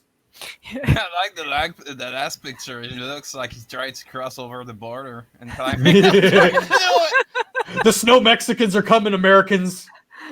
Be wary, we're bringing our jaguar. No, that's Lynxes. not a jaguar. That's a lynx. No, cougar. Yeah, that's a Cougar? jaguar. Yeah, cougar. A cougar. No, yeah. jaguars are from the jungle. Be wary, the cougars are. Sorry, was that coming, racist? America. Saying all jaguars are from the jungle? Is that racist? There he is. Oh, look at the kitty. He's huge. Dude, I don't know what. Yeah, look at the size of those paws. Fuck. Try to cross the border.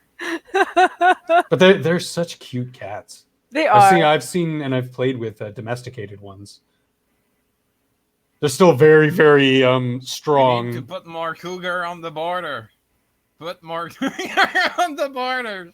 Yeah, along your borders, so the Americans can stop walking across. Well, the not Americans, the American visitors. Yeah, he got out. Just so you know, they didn't have to tranquilize him. That was what that tree thing was about. Yeah, you told me they put a little tree bridge. Yeah, I think that's it. There, leaning up against the tree, that dead piece of wood. Yeah. Let him get. See, this is a perfect example of giving the animal, instead of being invasive and trying to pull him out of the tree, just giving him the means to get out of it. Excuse me, himself. I saw something on my social media today. I didn't want to bring it up because it was like a nothing, but I saw a similar thing with a fat raccoon here in Toronto. It was stuck in one of the big blue bins. Yeah. Because the garbage was so low, he couldn't climb out because it's just a sheer metal face. So the animal control officer just put a big stick in there and let him climb out and run away. Because unless they're being invasive, they generally just let the wildlife here go. Our trash pandas are iconic, and they're not that bad. If you seal your garbage and make sure your lids are on tight, they're not going to bother you too much. But No. they help clean up some of the garbage that some certain people decide that they want, and they'll leave throwing it out their window and whatever. Anyway, it's a shame we don't use like automatic weapon to shoot varmints like in the US. Exploding varmints. I recommend it to everybody. It's a good documentary. And they call me a redneck. We have that's what I was saying to Bloodwing on the last show is, we have, but Jen and I are pretty much Canadian rednecks. At least, like, I was brought up in the redneck lifestyle in rural Canada, and you came from a mostly rural province. They seem to forget, like, all of our big cities, and they aren't even that big, are all along the border, and everybody else who lives in the rest of Canada is spread out. Well, we got all rednecks outside of the big cities. Yeah. You cannot live outside of big cities and not being a redneck. Well, I mean, redneck is also kind of like a style of life and a style of living and your sort of outlook on things. I'd say that overall, just like our Canadian outlook on things is a lot more laid back and more quote unquote rednecky than probably both our British and American cousins. Yeah, it doesn't. Because they were like, it. no, fuck the Queen. Fuck Britain. Fuck them all. We were just like, meh.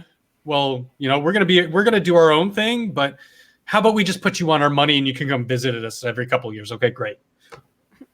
Now take off, hoser. Yeah, I got some fluff stuff. Okay, I wasn't sure because I'm seeing a lot of booty in this picture, and I was like, okay. It's just the lead off story in I've suddenly she's definitely a pass for me because she's more plastic than human. But I've discovered the Toronto Sun's Who What Wow this week in Weird. And the first leadoff story is this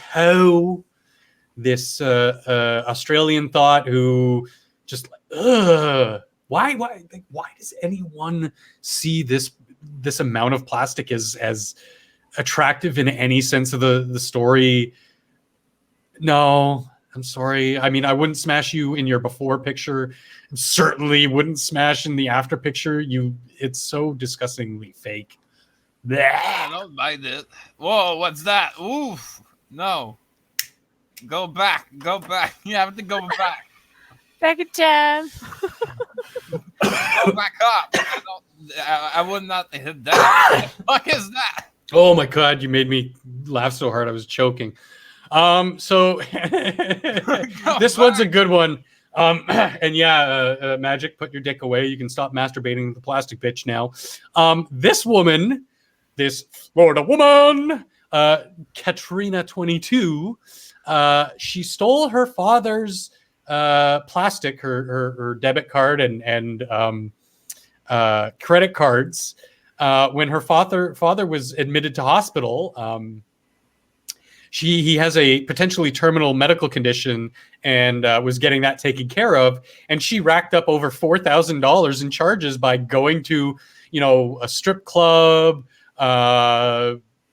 spending about $3,500 in her week-long incursion.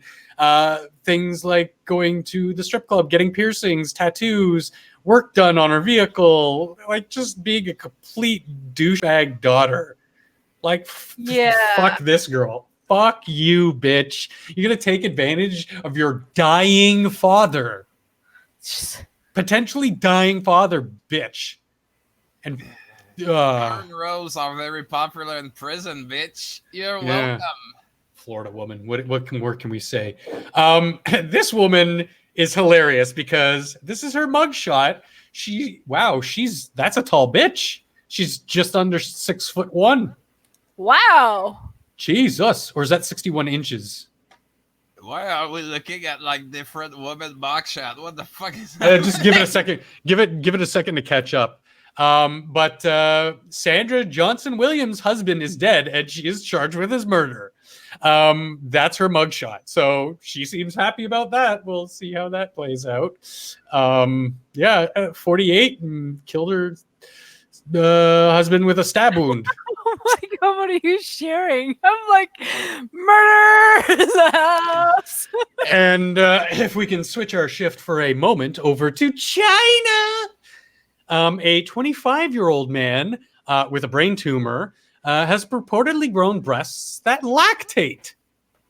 For those that don't know, brain tumors are, again, going back to the brain being this wonderful, mysterious organ we still don't know everything about. We do know that brain tumors in certain areas can put pressure and mutate certain cells and certain things in the brain so that weird things like this happen. But you can't help but laugh about it because, if you can't laugh at the horrors in life, then what can you laugh at? And especially yourself. You should always be able to laugh at yourself. So as reported in the Hangzhou Daily, retail worker Zhao Wang said he had been self-conscious, what a name too, been putting on nearly 50 pounds over the last couple of years. In addition to the weight, his chest grew. Wang developed B-cup sized breasts that would actually lactate. He planned to have breast reduction surgery, but due to his symptoms, doctor gave him an MRI and found a non-cancerous tumor in his pituitary gland, which was responsible for his larger chest and lactation. Thankfully, he didn't need the surgery, so he he just took some medication to deal with the swelling, and he's no longer lactating. So good on you, Mr. Wang. Just try to develop some pectoral muscle instead. Well, it's one of those things where something weird is happening, you get it checked out, and you find something that could potentially be more serious. But catching it at this point, they were able to treat him for the tumor, and hopefully, because wow, imagine, just waking up one day. Yeah, sometimes we put on weight, and sometimes, but then waking up one day and then your man boobies are lactating all over yourself. It's like, did I just have a wet dream? Oh my God, was that my nipples? So that's the weird world according to the Toronto Sun. There was one other story from the Sun that I found hilarious because it's about an influencer. Another Australian cunt. Is that all you guys do down there? Cynic, you're Australian. Are you all just a bunch of fucking farmers and influencers? Because this guy, if you want to bring up the story, he surprised his fiance with a special bathing suit. It did come out that later it was a bit of a prank. Do you want to bring it up? Oh, sure. So the people can see what I'm talking about. I don't see why this guy's an influencer. Then again, I mean, Instagram is something that's beyond me right now. But see that functional. I hope you know this. Yeah. So that's his fiance. Good-looking couple, but not good-looking in the way that should be presented like that. It did later come out that he was, it was just a joke, but probably can't hear that, but it's blasting my ears. He presents her with this present. She's like, "Oh, what is it? What is it?" And blindfolds her. She has to put it on blindfolded, and then she sees it, and she's just kind of like, "What the fuck?" She's dying of laughter. Like she's it's just unbelievable to her. Wow, it's so cute.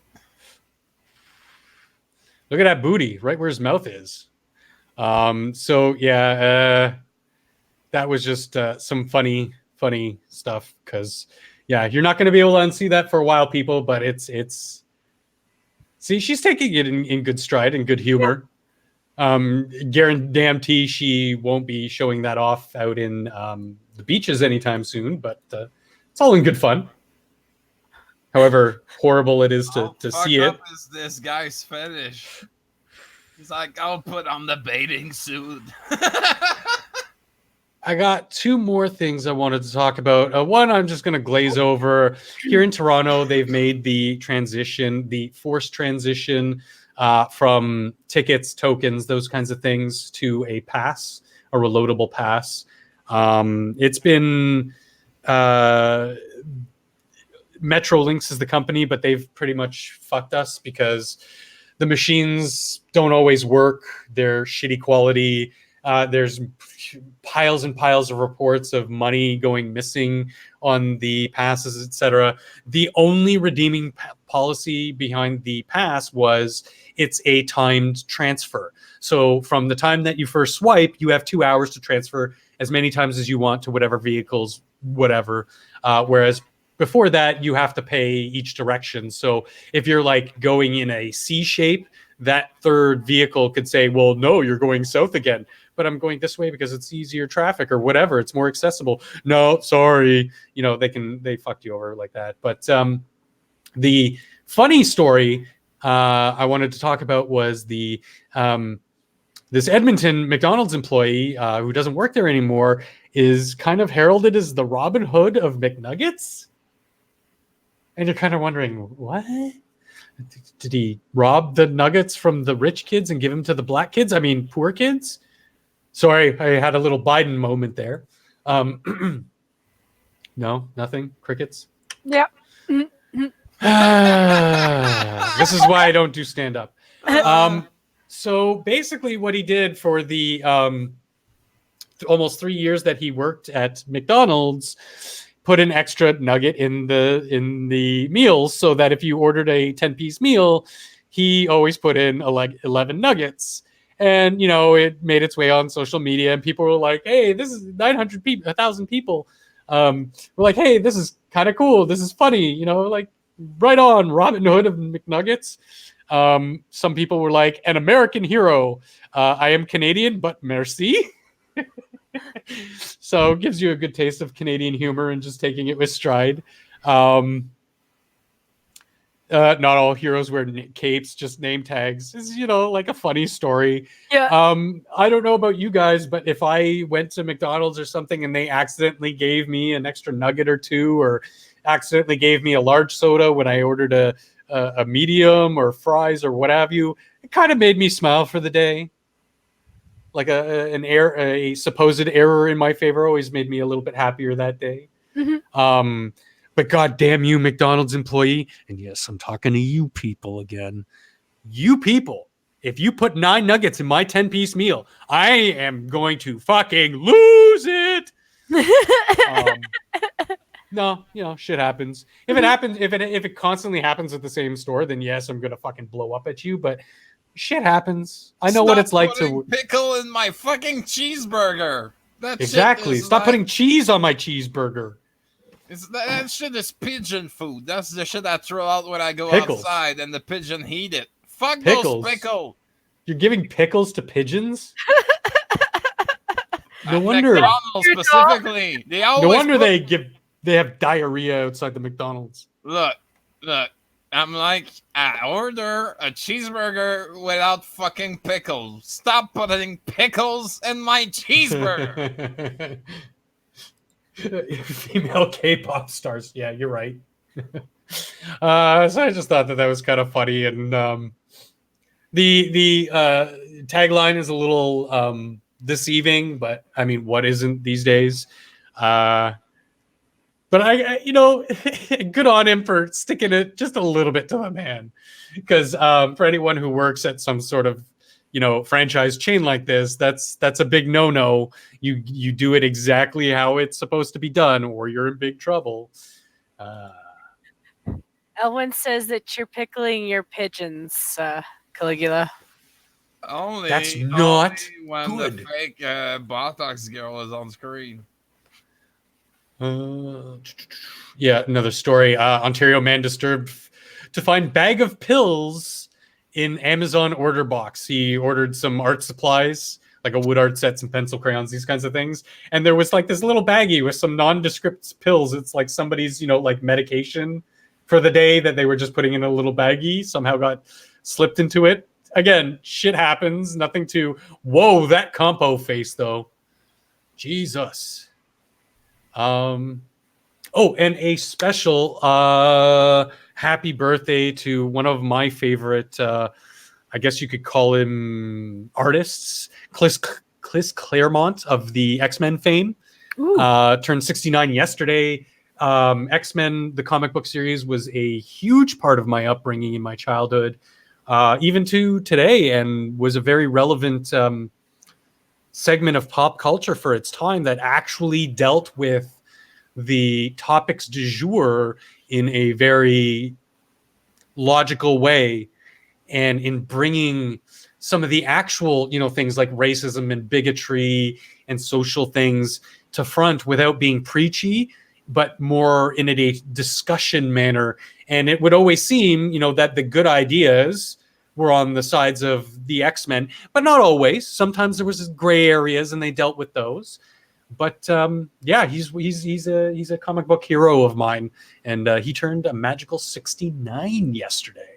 Ooh. So big props to him for entertaining me through most of my childhood and helping shape the man I am today. Yeah, but I think we're winding down. Yeah, Any last? like, has it almost been 2 hours? And I'm looking at YouTube. It's like 113 minutes, and I'm like, why can't you just say an hour? Okay, I can go on more. Yeah. Like maybe we can have something. X-Men was it about like Magneto side being Malcolm X and the fucking X-Men being what's that guy's name? Martin Luther King. No, it was more of a I don't know. Arms Killer says everyone type nice in chat. Nice. It was more of a like the X-Men Professor X side was live in harmony, use our power responsibly, and the Magneto side was we are superior to them. We don't have to listen to a fucking thing that they say. And in fact, if they're going to come after us because of the bigotry of it, we are going to unleash hell. And they often did. Malcolm X. Exactly. The paradigm is complete. Well, I mean, they weren't.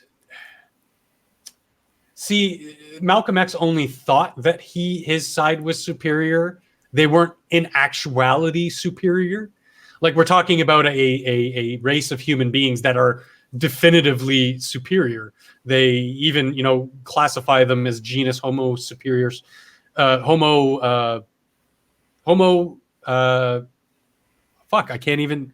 What the fuck? It was just an Homo analogy. sapiens superior. Yeah. It was not like the entire thing. It was just an analogy between the two sides. Sure.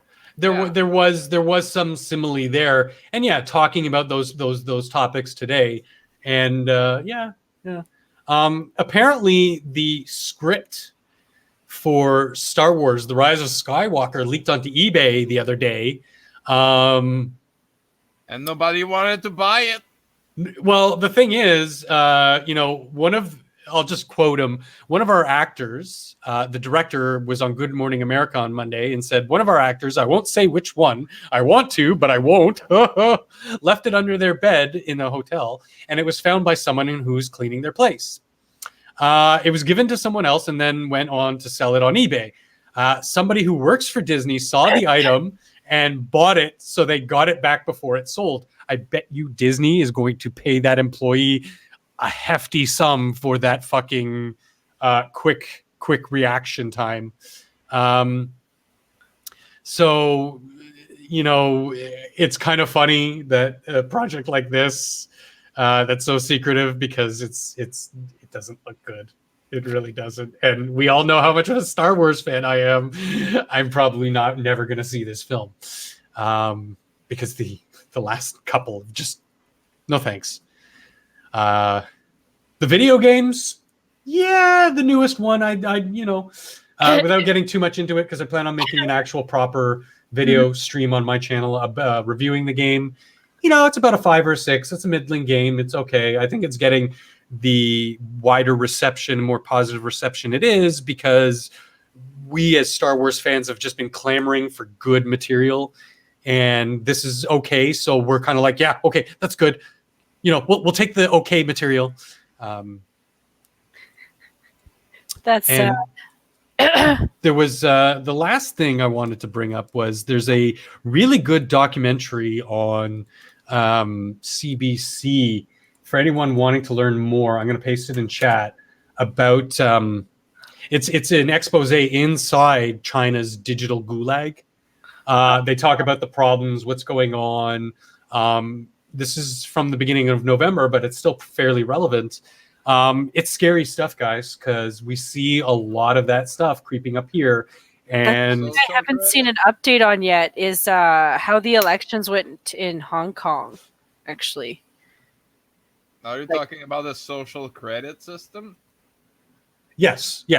And them being YouTube, Facebook, Twitter, all these trying to implement that kind of a system, like officially implement that kind of a system.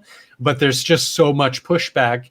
And I do believe that if it becomes implemented, people will migrate from those systems. Because you know what, guys? Before Facebook and Twitter and all this shit, we had MySpace. Nobody goes on fucking MySpace and before that we had various other sites and before that we had BBS boards and digital message boards.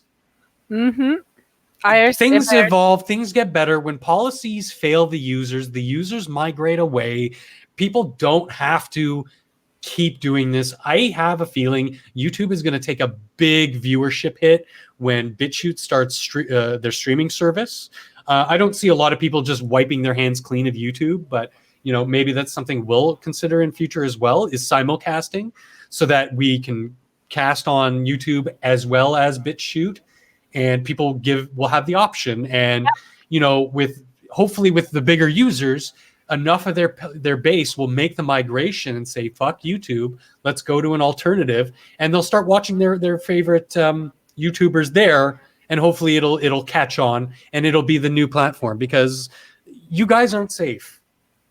These platforms are not safe. You might think that you're bigger than failing, like you're too big to fail, but no, that's not going to happen.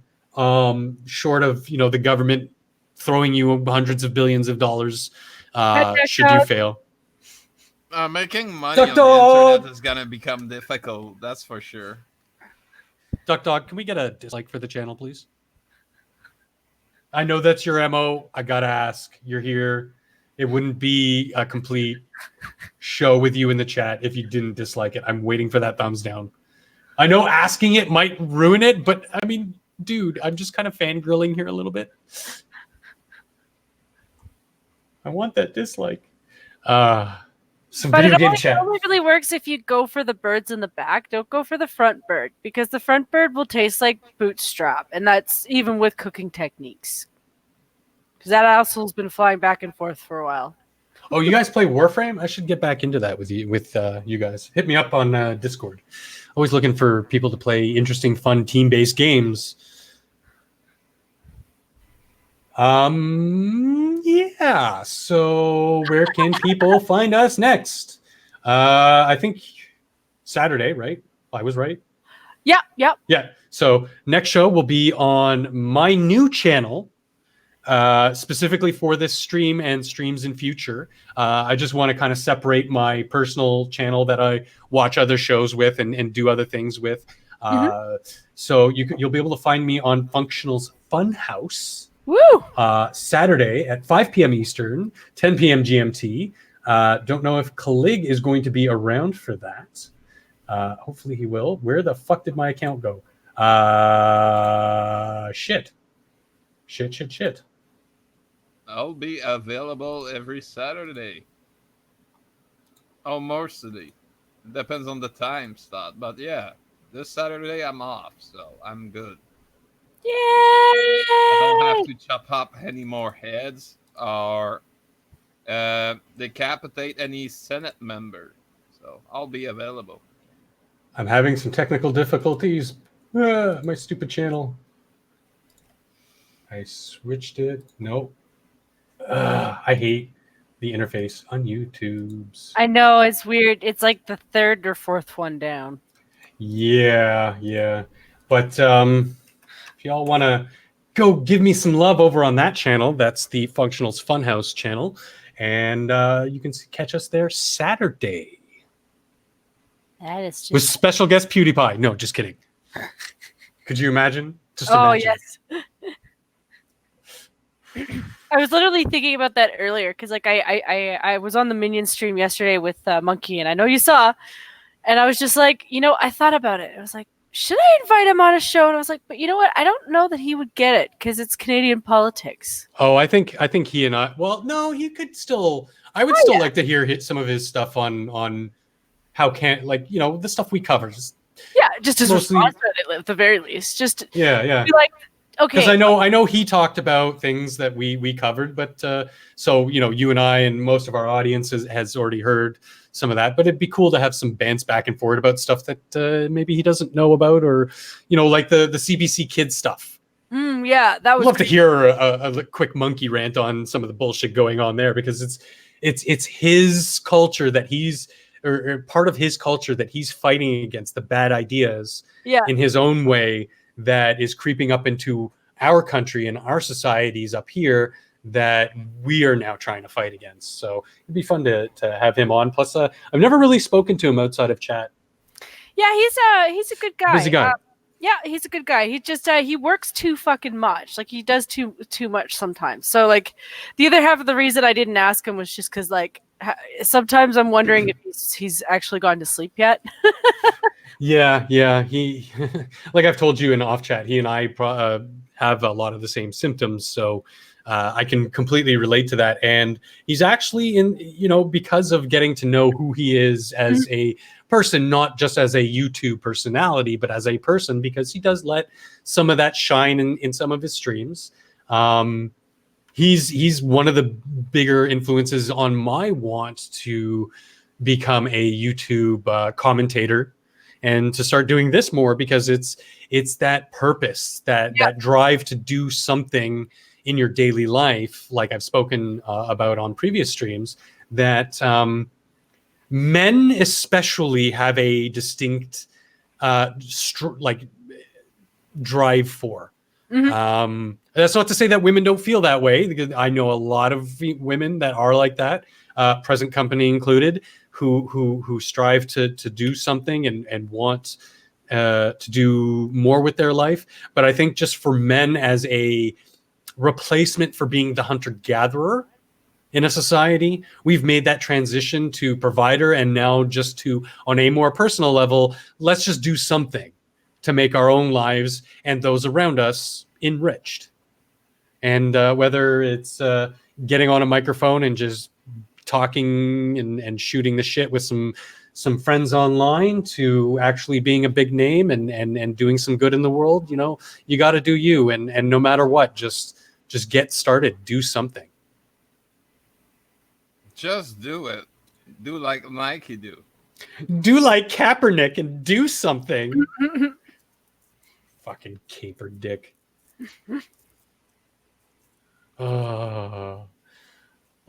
Sorry. I just watching Atheism is Unstoppable, Devin Tracy's coverage on his bullshit was just too delicious. It's just like seeing the picture of him next to his family, dude. All you would say is like, what, did his mom cheat with the mailman or something? He's barely non-white. Like his adoptive family, they're very, very white. Him standing next to them, you're like, he's just barely not white. Yeah. Like, look at his nose. He's got a Jew nose and he's got a Jew fro, and he's got some getting into risky territory there, bro. Like, I give a shit. I'm not too well known to care about people calling me a racist. I know what's in my heart. I don't give a shit. It's part of my charm. I'm a how they call it? Holocaust denier. If I question the round, how the fuck is the number so round? Like 6 million? Not one more, not one less. We'll have to get you and Data together to for our hat stream. Oh, that would be amazing, actually. I'm just shitting this shit around. It's funny. Oh my god. You had me choking there again. I'm all out of coffee, so I was choking and I couldn't have anything to drink. Oh, it was too funny. Oh man. But yeah, it would be funny to put those two in a room and observe the reactions. Like a scientist. I'll put on my webcam, I'll don a little lab coat, I'll have my clipboard and stethoscope and thick rimmed glasses and be like, interesting. Yes. Very good data. Yes. Anyway, yeah, it's just funny to me that there's certain topic that nobody will mention, and it's afraid like Starship Trooper, because they will get demonetized. Well, service guarantees citizenship, and you have to be you have to service YouTubes and be very very polite and kid friendly and all this other bullshit. And oh my god, that brings something I saw on the YouTubes earlier. a lot of that misnomer, and I know a lot of people are doing it for the memes, like Sinatra and Short Fat Otaku, where they're putting it at the beginning of their video, warning, warning, this is not for children, warning, warning. And some people actually made a serious videos stating, well, that's not going to protect you under COPPA. And it's not going to protect you. I mean, to get into it, go listen to better, more well-informed Americans than I am, but that's just not going to protect you. And like I said, people are just going to migrate away from YouTube and blah blah blah. Mm-hmm. So fuck the political correctness bullshit. Yeah, no, it's funny. It's working just one way. I cannot make a show like for kids, like be fascist for kids, like that fucking LGBT thingy that they were. Oh, what was that? The kids, Christopher, queer kid stuff. Yes, fashionable fashy stuff. Yeah, fashy stuff is the operative word. These so-called anti-fascist, anti-racist, blah blah blah blah blah. Oh my God, Fritz, are we the bad guys? Yes, you are. You're the ones being racist. You're the outwardly, and like you said, nobody's like. It's not so much that nobody's talking about it. It's that the people who are talking about it are being demonized for their character. Demonetized, demonized for the character of person, not the actual content of what they are saying. And yes, you do have the Richard Spencers and the people putting out equally bad ideas out there, but they're being defeated. They're being defeated by better ideas and equality. Yeah, they still have the right to say it, though, especially in America. Of course, and that's the first thing that people from like our camp will say is that, you have the right to say that, but I will present evidence, exhibit A, B, and C to prove that you're wrong. They won't. They'll just say, "Oh, scientists agree," or they're no good than fucking toothpaste salesmen. 9 out of 10 scientists believe in climate change. Point me to one, please. What's the trend with the fucking carbon and everything? Carbon toothpaste. It's sodium bicarbonate. Oh, fuck off! You're making a joke. Oh, I thought you were being serious. See, people. This is what they mean by the French language barrier. It's not really a language barrier because the ones who can speak English are, they speak English. It's fine. It's their sense of humor is so fucking dry. It's like drier than Disney trying to ass fuck you dry. That us Anglophones are just kind of like, oh, you were being serious. You were joking. You were being serious. God damn it. God damn it. I mean, Disney was a Nazi supporter, so therefore we should ban Disney. Mm-hmm. I mean, yeah, right. Like if they were committing to their own convictions, they would be attacking Disney for being Nazi supporters back then, not the child's entertainment megacorp, generic corp that they have become. It's funny also to have from what I've heard, I did not see the movie, but apparently it's The Last Jedi. They tried to sell you a movie which said that capitalism is bad. To the Chinese, to open the market to the Chinese. It's funny. They're selling a movie on the basis that capitalism is bad, failure is good, and do not question authority. Okay, well, you opened this can of worms. So, yeah, and the fact that they did it in specifically in Star Wars and in a lot of this bullshit, things like Charlie's Angels and Terminator, that's just outwardly failing, is that it's so blatant in their messaging. There's no subtlety to it at all. And the message is wrong. Because, yes, you know what? Maybe war profiteering is a little unethical. But they weren't talking about war profiteering. They were talking about capitalism. Capitalism in itself is neither evil nor good. It's a tool that we use. And war profiteering, that's a different thing altogether. Well, it's a tool too. It is, but it is more inherently within, at least within the canon of Star Wars, more unethical, because these guys are just arms dealers who not only sell arms to both sides of a conflict or various conflicts at a time, but they also reinvest some of that money into political spheres to keep wars going. So sure, we could have drawn a little bit of a comparison to modern industrial complex themes, but they didn't. Again, they're saying capitalism wrong. I saw like an alien twirling his mustache, was drinking champagne, and it was hilarious. I love it. I wanted the Terminator movie to literally have T-800 just shooting people out of the border of Mexico. Just do it with a MAGA hat on. I mean, do it. It's fucking hilarious. I love that shit. While blasting America, fuck yeah, coming through to save the motherfucking day, yeah. No, but from what I've heard, the latest Terminator plot is that it's inevitable, right? The Judgment Day is inevitable, so it's not Skynet anymore. It's just like the Apple equivalent of it. Yeah. They keep repeating that same kind of narrative in thing. Like it's like I was saying, like the generic core bad evil corporation thing. They did it in iRobot. They did it better in iRobot. They did it in RoboCop reboot.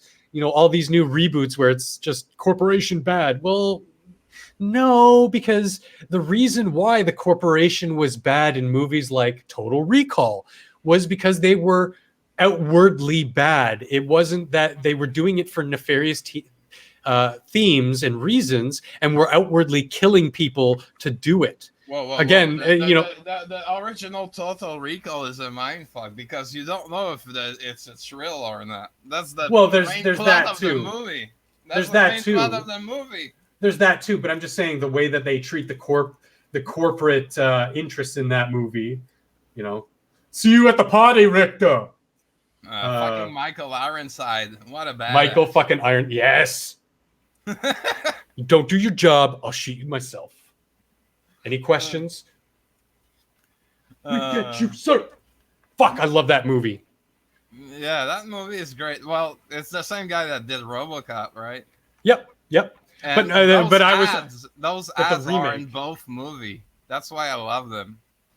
There's like ads. Yeah. I love I love the feeling he gives it, like you're watching sort of a story. It's still a movie, but it kind of, those little ad things kind of make you feel like you're in a day in the life story of extraordinary events, and it's really good. I love his style. But no, I was speaking more about the updated reboot of RoboCop, where the OCP was less.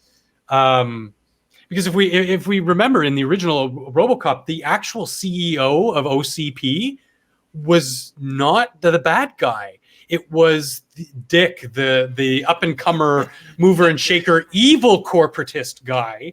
No, he's the guy that wanted Ed 209 to flutter the market instead of RoboCop because RoboCop was doing better. So it was a story within capitalism. It was somebody that wanted to take monopoly with nefarious means by engaging mafia bosses to go after it. Whereas in these new SJW tone stories, it's just like, oh no, everybody in the corporation from top to bottom is just fucking evil. Like even in Dogma, Kevin Smith, I love him or hate him, I think he's a great director. I think he's a great storyteller. In that scene where Gabriel and Azazel are in the boardroom for their analogy to Mickey Mouse, the movie Empire, they even spare the one woman because she's actually not a bad person. I love movies. I could wax poetic about movies for days. I'm a cinephile too, and I despise the new Predator movie. Autism is gonna save the day for climate change because climate change is gonna bring alien. The new one is pretty fucking terrible. Yeah. The newest one. The one that I actually like that didn't get any, it really didn't get any coverage, negative or positive, was Predators with Adrian Brody. And I think I mentioned it before on stream.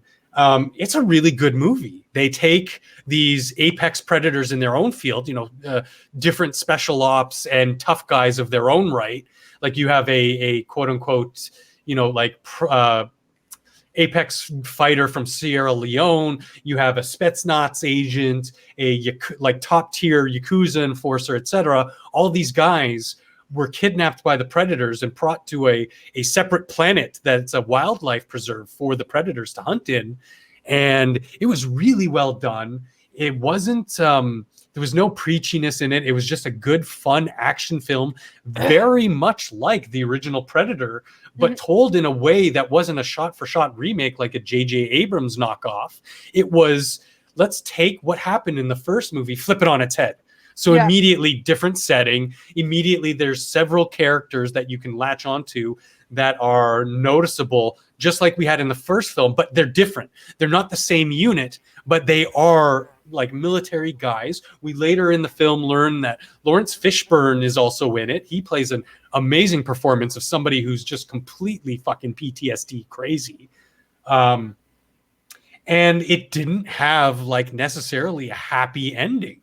It had a very sort of neutral ending in that, yes, they defeated the threat du jour, but the overall arcing problem still isn't solved. And, all those pluses that I give something like Predators is something that, they do in juxtaposition in what the new one is even called. Some garbage. The newest Predator, where all of that is in the reverse. Like, yes, they're military men from different units, but they're still from the same army. They're still from America, basically. And immediately they're all friends. It's like, no, that kind of doesn't work. That's not how it works in real life. And immediately everybody trusts everybody else. And immediately they have a way to stop the Predator. And of course, the Whammons has the only way to stop the Predator. There's no like I was talking about with Ripley, there's no outsmarting it or out thinking it or being more cunning like Arnold did, like Adrian Brody does. It's all, oh, well, the Whammons is the smartest one of us, and she knows everything about the Predator, and she knows, she can do everything, so she's just going to science the heck out of it and save the day. No, you know what? Get fucked. It's bullshit, okay? That entire line of thought, it's not none of it is relevant. Yes, Duck Dog. None of it is relevant. The only thing that's relevant is the main plot point, which is an autistic kid will save us from alien species, and the alien species. Oh, because the autistic kid can speak alien for some reason. Exactly, that's the main plot. Oh, so that they're saying this big galactic apex predator species, the autistic is autistic. Exactly. I'm sure. Get fucked. Oh, man. Anyway, they could have saved the movie. They could have. I mean, all these terrible movies, Star Wars, RoboCop, Predator. They could have salvaged something decent there, but for some reason, the director is just shit. This is what a good director will do. It's okay. I want people to have new ideas instead of rehashing those fucking movies. Well, then, I mean, whether or not you're a Star Wars fan or not, I would check out Mandalorian, because even she said, it's not about her being a female director or Chinese director. She's a good director because she's taking something that Jon Favreau, great writer, great screenwriter, great ideas guy. When he's actually directing, it comes off a little stiff, in my opinion. And when he gives it to a good, competent director, oh my God, you get such art on the screen. It's good story, good characters. Like, even just watching the character doesn't ever take off his helmet. But Pedro Pascal and the director are so good at their craft that you can tell what he's emoting through a fucking plastic helmet. That's how good this stuff is. And you don't get that in the new Star Wars. You get, Phasma just comes off like a robot who doesn't have any lines, and you get Finn, who's just an over emotional, like, I took off the helmet to show you my emotion, when that first scene could have been saved a bit if it was just the blood, and he was just sitting there shaking and the helmet on his head still shaking. But no, he takes off his helmet to just show to, like, that shows you that he's not a good actor, that the director doesn't know what the fuck he's doing. It's a little piece of why it failed, but these are the little things. These are the little things that cinephiles will pick up on, and your more easier going film goers won't consciously pick up on it. They'll pick up on it subconsciously, and it'll make them uncomfortable. And while they'll appreciate something like The Mandalorian a little bit more than Finn and his... I'm not watching any Star Wars anytime soon. What I wonder is, why don't they take the aftermath approach of doing the after war? It's called Star Wars, for fuck's sakes. Yeah, Miss Kathleen Kennedy. Oh, we don't have comic books or novels or whatever. You know that... I mean, it's been said time and again, and she's been owned on social media time and time and time again. Yeah, there are. I have a bookcase full of Star Wars books. You didn't have to redo Dark Force Rising, which is the Timothy Zahn trilogy that came after Jedi, set, like, I think it starts 5 years after Return of the Jedi. You don't have to do a page for page, screen for screen remake of that, but take some of the themes, the tones, the characters, even use some of that source material. Because it's not, I got a little frustrated because I'm passionate about Star Wars with some of the commentators saying that they made it all non-canonical. Well, no, that's not technically true. They just said it wasn't implied canon, because future Star Wars projects might contradict that. So it's kind of like a soft canon. And that they might draw upon those things like they did with Grand Admiral Thrawn and make him a character in canonical Star Wars and say, well, this is how it happened. And good God, one of the great parts about the Star Wars animated series was Thrawn, because he was animated, but he was scary. He was a scary character because he was already fleshed out on who he was in the books. You didn't have to read the books to understand how scary of a character and individual he is. Just the portrayal in the cartoon showed you that. And some of they made a canonical book about his life and his upbringing, which stays fairly true to the original Legend source material, but again, just revitalized it for their current content. And, to say, no, we don't have this stuff. Yeah, you kind of do. Mm-hmm. Even Lucas was quoted as saying that he made I'm spacing on the name of the games. Star Wars: The Old Republic. The Star Wars Holiday Special. No, the Star Wars Old Republic. the two original Bethesda RPGs were canon because they were so good and had such passion for the source material and paid such homage to the source material. And Lucas himself said, I hope that they make this in future because it's so good, and it would be an easy way to get out of doing just another sequel. Like, sure, do a sequel at some point, but let's do some of the older history of the Jedi Order, not where he left off in the destruction of the Jedi Order sort of thing. Anyway, I've waxed too much about Star Wars. Yes, you did. And my throat's getting sore, and I got to make dinner.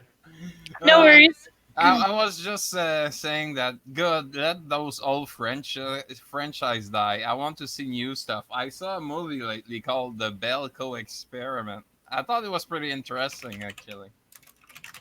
And totally, Duck Dog. I can't wait to see what she does too, because again, it's a Jon Favreau property.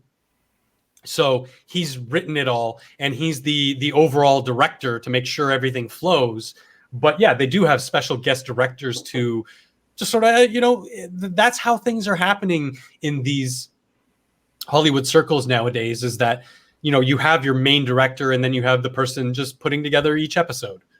So you have special guest directors, and I haven't seen her direct anything, but I do like her as an actress. She's very pleasant to look at on screen, and I'd like to see what she does as far as her. I don't know if it's her directorial debut, but I'd like to see what she does with it.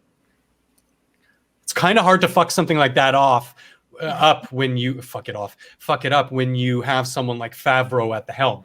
Look at what he did to Marvel. As well received as the first Captain America was received.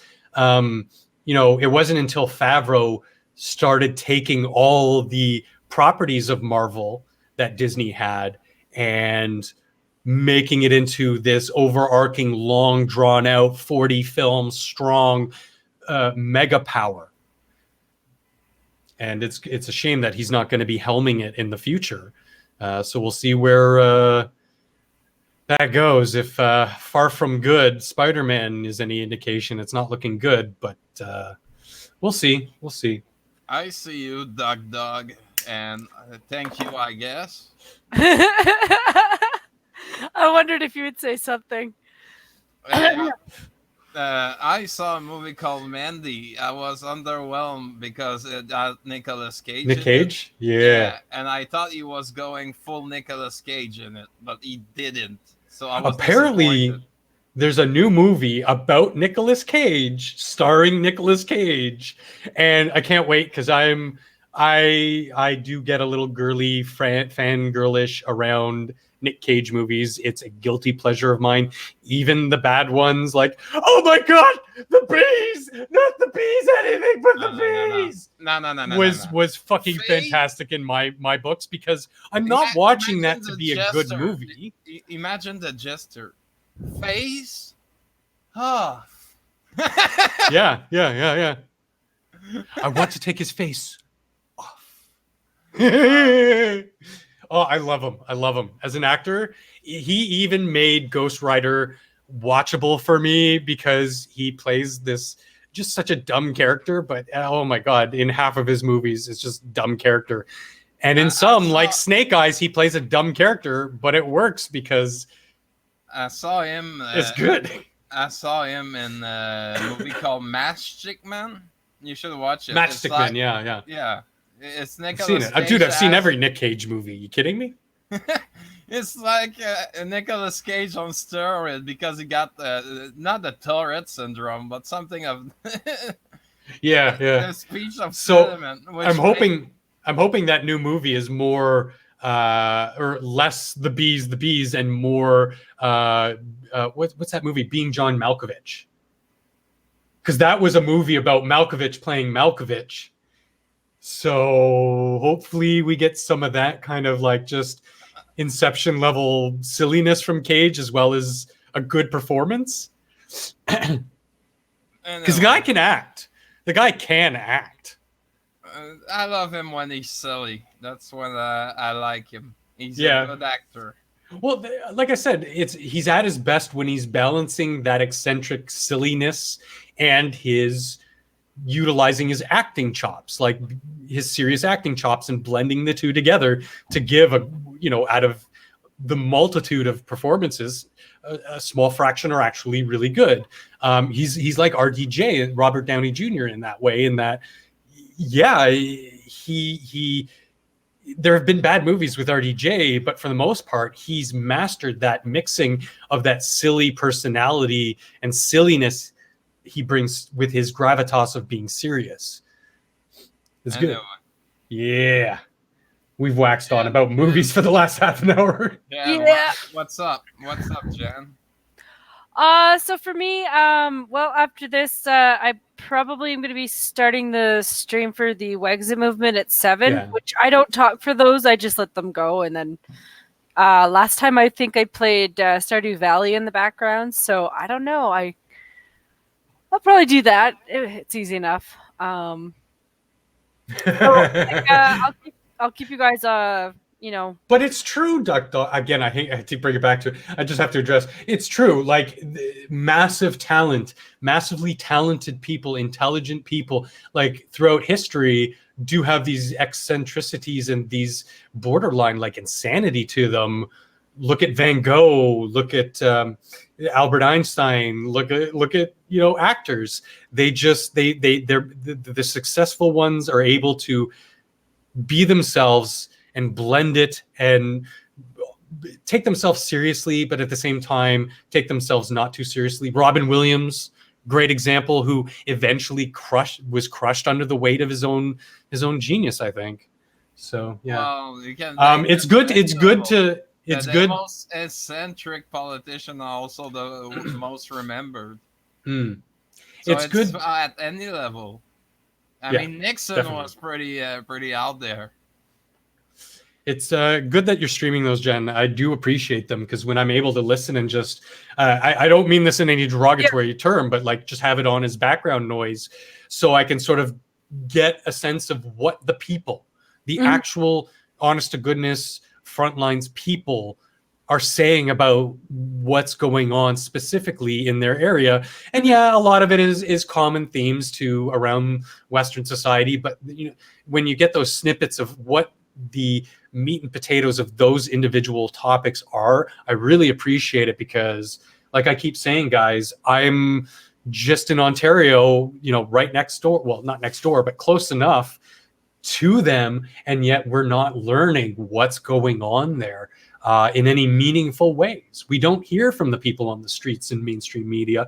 We don't see the big people in the quote-unquote unbiased media talking about these things in unbiased ways. We see them predominantly platforming the loud, outspoken majority of activists, slacktivists and activists and Twitter warriors who know nothing. I want to hear from the people who do know, who are working those fields, who are developing the technology that we are to be as Canadians, industry leaders on efficient production of oil. And you know what? If one day we do surpass our need for fossil fuels, propane, oil, etc., great. If we can find the cleaner alternatives, great. We're not there just quite yet, and we haven't implemented the technology we do have because of political fucking partisanship in places like the United States and the UK, and these activists who are not helping. Nobody's going around saying, I want to make sure that half the population is dead due to climate change because, God dadgummit, fuck all y'all. Nobody's saying that. No. The majority of people do say, yes, we do want a cleaner world that we can leave the next generation and so on and so forth so that our species as a whole can propagate and keep being successful at what we're doing. Talk to yourself. I want to pollute more. I'm a fucking Captain Planet villain. By our powers combined. I always picture that Ted Turner, I think it was Ted Turner clip from Robot Chicken. 'Cause I'm Captain Planet! But yeah, like, I mean, unless you're like some comical villain type, which, we do have. There are those types of people in the world. When I don my tinfoil hat, I'll point to people like Soros or, Conrad Black or the Trudeau family or the Clintons. There are these maniacal, almost comical, evil people in the world, but that's not the majority.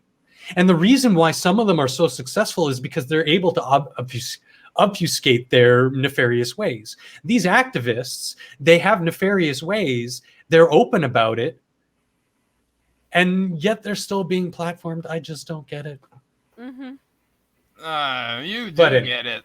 It's going in the same direction that the government wants it to do. You know what, Doc Dog? You can take your butterman and shove it up your word hole.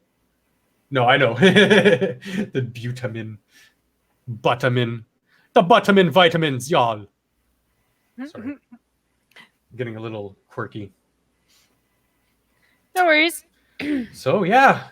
Time to say goodbye, kids. Yeah, I think so. Say goodnight. And please join us on Saturday, 5 p.m. Eastern. Yes, absolutely. Better dead than red.